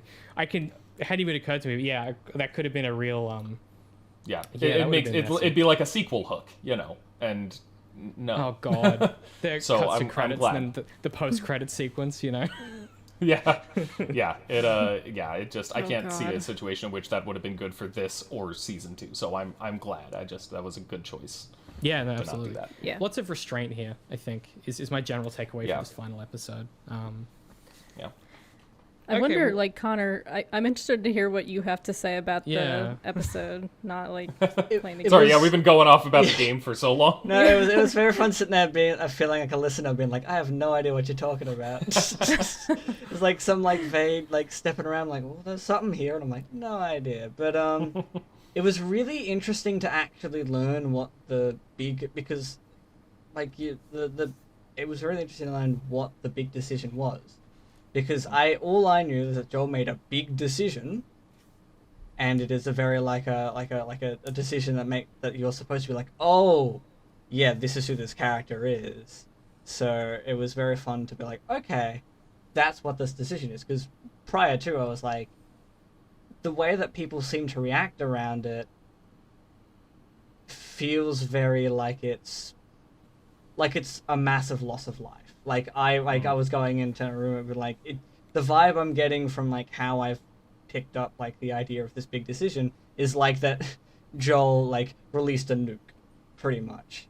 Like that's kind of the feeling I got from like the thing, and then going into this and being like, okay, all right, definitely not like the direction I was going, but I can still see how it's that like it is still that potential. Well, I mean, it was a great loss of life. There was a lot of people who died, but like the potential bigger loss of life for like, again, if that cure was successful, and again it's an if, then you could have saved so many people. But it's still like I think the episode, because the episode felt, because obviously it was the shortest episode, it felt very, you're like, oh, okay, I guess that's it, alright.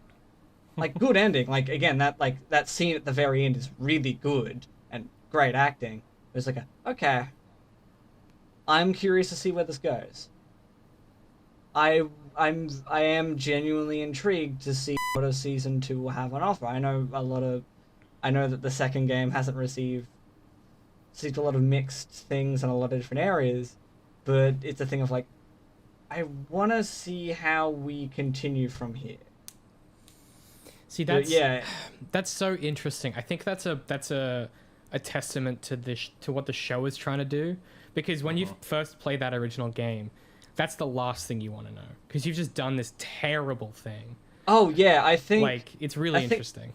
I think the episode falls short in an area that it's very hard and very difficult to have succeeded in the fact that because it's a video game, you are doing the action, you are there for all of it, and also the video game's a lot longer, so you're there with the characters a lot more and having all the little interactions. Like, a thing we haven't talked about in the episode, which was great, was the giraffe scene at the beginning.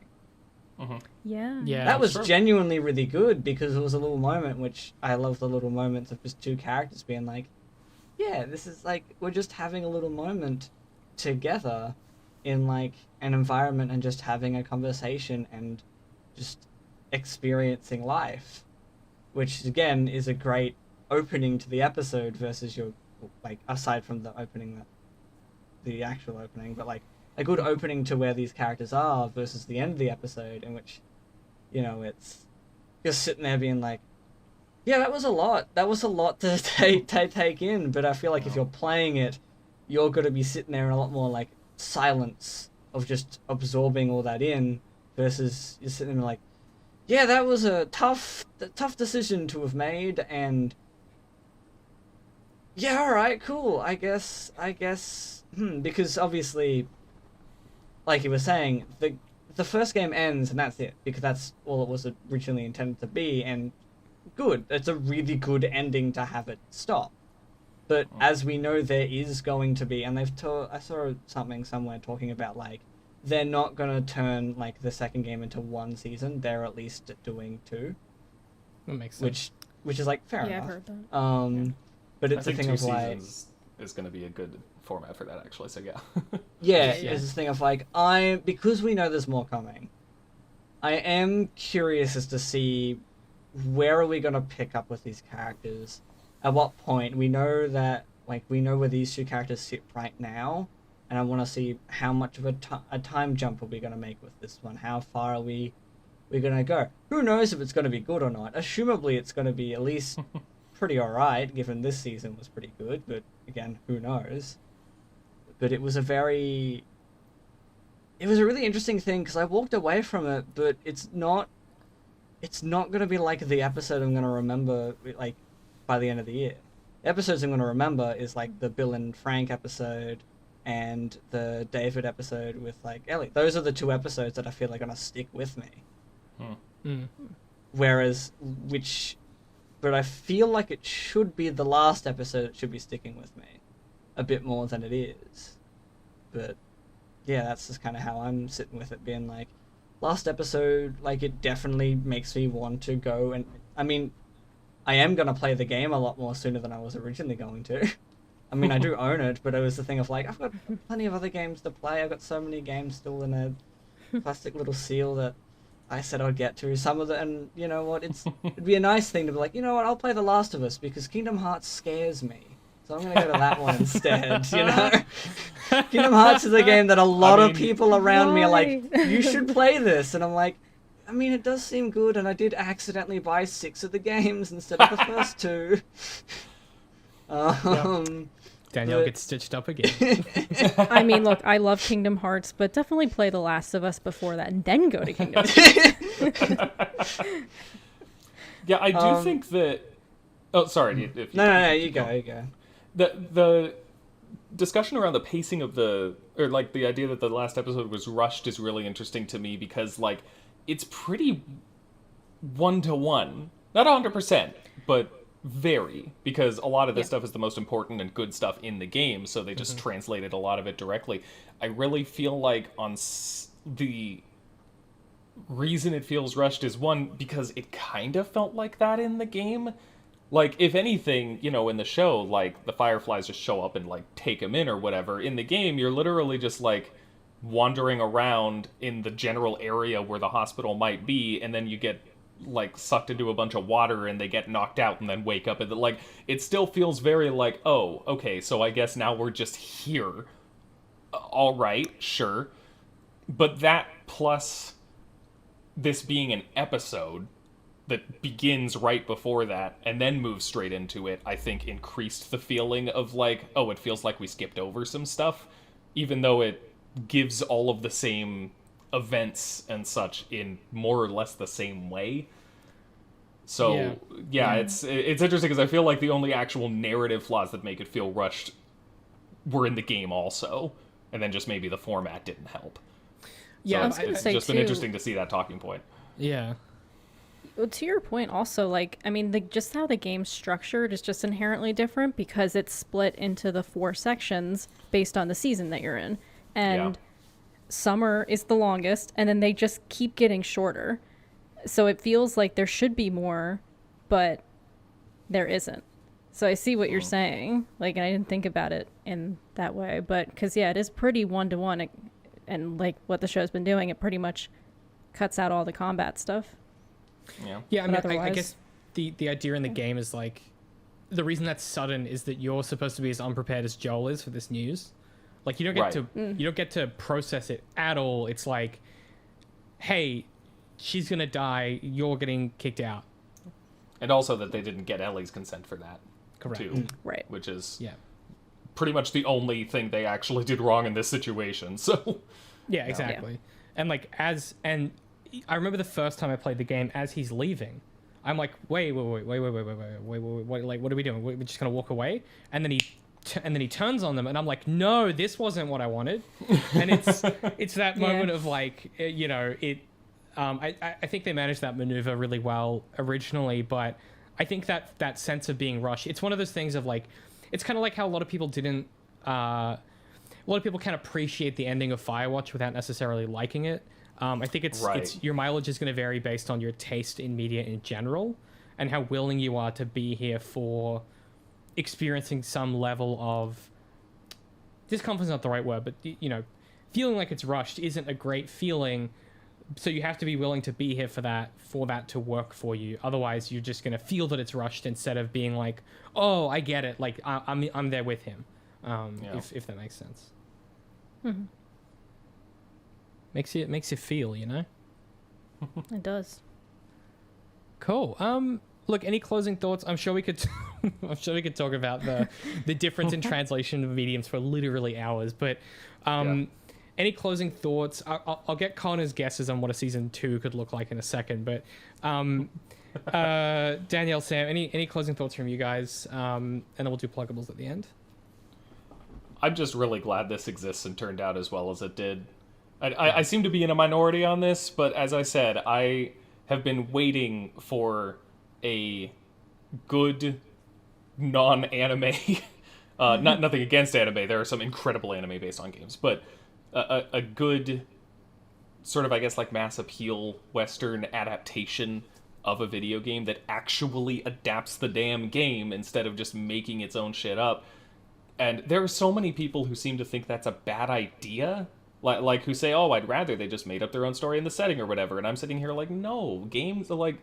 That feels almost disrespectful to the medium to me. Like, games have stories worth telling, so let's tell them. But... Tell them well. I feel like one of the... Yeah, and tell them well, yeah. And I feel like I'm one of the few people who actually wants that for some reason, so I am very, very, very glad that this exists and turned out as well as it did, and I'm so happy to... every time I hear about someone who doesn't play video games, would not have played this game, and certainly wouldn't have looked up, like, a cutscene compilation on YouTube or whatever, seeing this show and loving it. And I think that the existence of it and the realization that people will have that this came from a video game is going to be, on some level, at the very least, a start of something very positive in the general cultural understanding of what video games are. So I'm very excited to see sort of the legacy this show leaves, and I'm very happy it exists. Agreed. Yeah, you said pretty much word for word my takeaway here. Yeah, what about you, Danielle?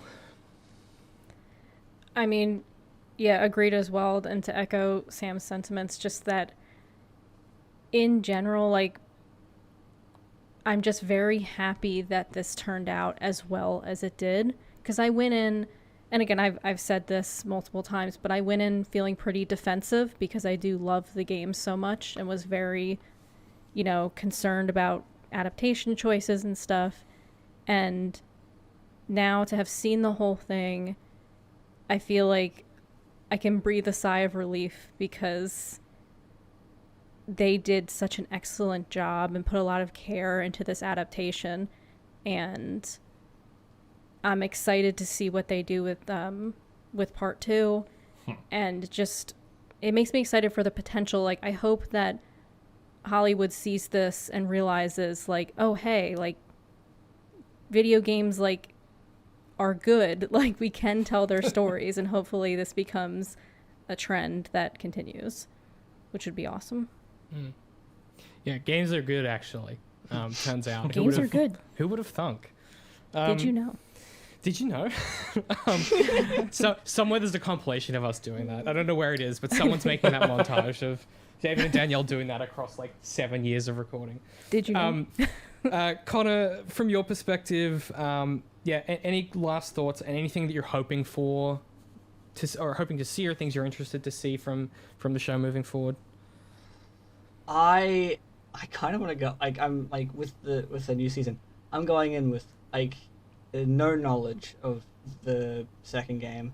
The only thing I know is one thing, and that is how the characters you're fighting act in combat, of like voice lines and dialogue. That is the only thing I know about the second game, because it's the one thing my roommate's like, no, that game did really good at that particular thing. I hope you can keep it that way, because that would be great to go into season 2 blind. Good oh, luck. yeah, it's...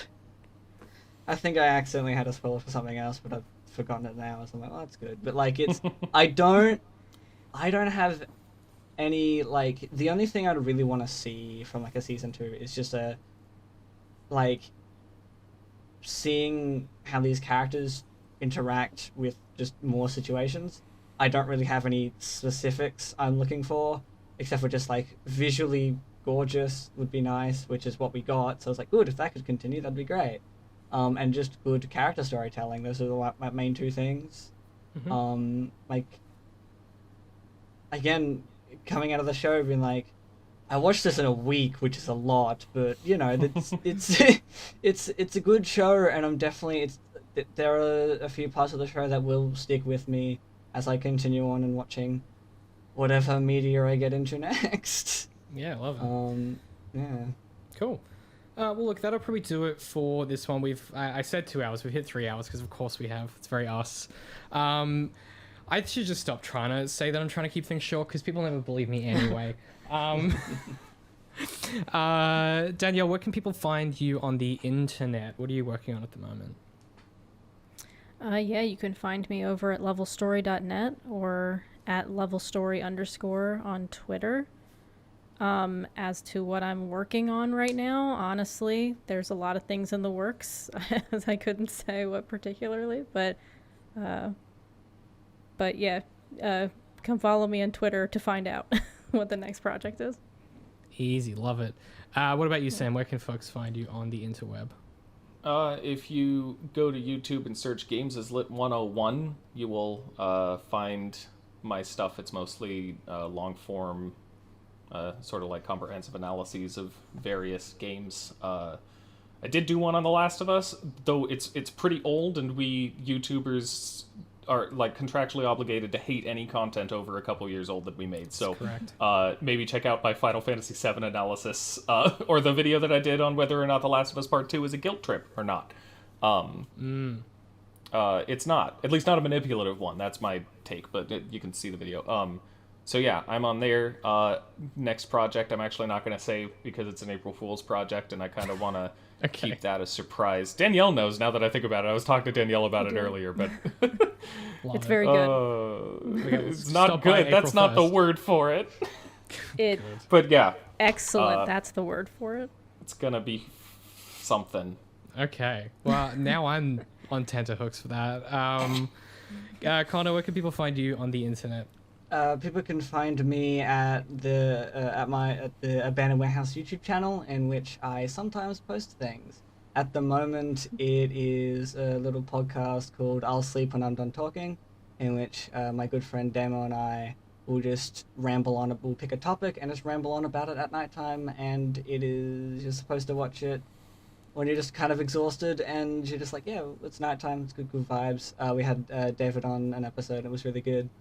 We talked about childhood TV shows, and then got immediately sidetracked and derailed dramatically. It was for like an hour.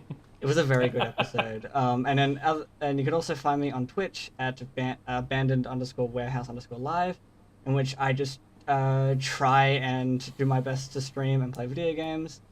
There's a Minecraft story I'm in the middle of working on, of like an actual narrative, which is at the moment on a bit of a hiatus, but should come back hopefully soon. And I just finished playing Portal 2, and we'll probably pick up another game. There's a couple of games I have on the Switch. I might try and attempt to give that a go, or if not, look out for this is going to be a joke thing that might end up happening, who knows. Scrat's Nutty Adventure, the Ice Age game that came out in 2019, attached to no movies. Oh. It was attached to no movies. It just came out from my understanding, no reason. It just what? Yeah, a tie-in movie game for no movie that just follows Scrat, I guess, doing something. I don't know. What even is I've heard good things about it for what it is. Okay. What? Why? I don't know, and it's hopefully half off I'll on find out Steam in right the now. game. It's I think I don't know how much is on Steam at the moment, because I think there's a big sale. Yeah, it's half off. It's $15. That's all right. That's not too bad. I would never. It might be available for PS Plus members. I feel like I'm pretty did sure get it for it free. is. Really? Oh, that's good. Yeah. Oh, Yeah, I that's could be nice. wrong, but It looks really Yeah. pretty. I'm looking at a trailer right now. It's visually actually pretty It's nice. really. What's funny about it is the visual world actually looks really good, but the actual character model for Scrat looks like it's coming from the PlayStation 2. It's really confusing. Oh god. Just trying to be true to the original Ice Age movie itself. Yeah, it's Yeah, being true. exactly. It's a throwback to the Ice Age 2, The Meltdown, the video game. You know, really, really throwing it back. But They got yeah, the ray no, tracing using the original model, you know. I but love yeah, that. so Oh, look Lord. forward to that on my Twitch channel. Yeah, I love it. Might be soon. Maybe soon. Yeah, well, that's, hey, you know what? There'll be links for all that in the description. Go check them out, go follow them. They're all amazing people who make amazing things. We can't do these kind of special episodes without the help of our patrons. That's who ends up paying for the editing for this stuff and who helps us keep doing what we do. So if you want to support us, patreon.com/zeroindent. Otherwise, you can find us everywhere at zeroindent, or zeroindent.com will get you to all of the different places. When this comes out, our first episode of our new Daredevil podcast should be coming out soon. It's Daredevil in the details. There'll be a link in the show notes, and it'll be on your podcast catcher of choice, where me and my buddy Patrick from A Method to the Madness are watching through every episode of Daredevil and talking about its philosophy, its storytelling, and just kind of like working through its themes and ideas. If you're interested in the way that we do close readings, it's the same shit I always do. You'll love it. So go check that out. Otherwise, thanks for watching, and we'll see you in the next thing we make. So we appreciate your support. And thank you guys for coming on. It's been a real pleasure.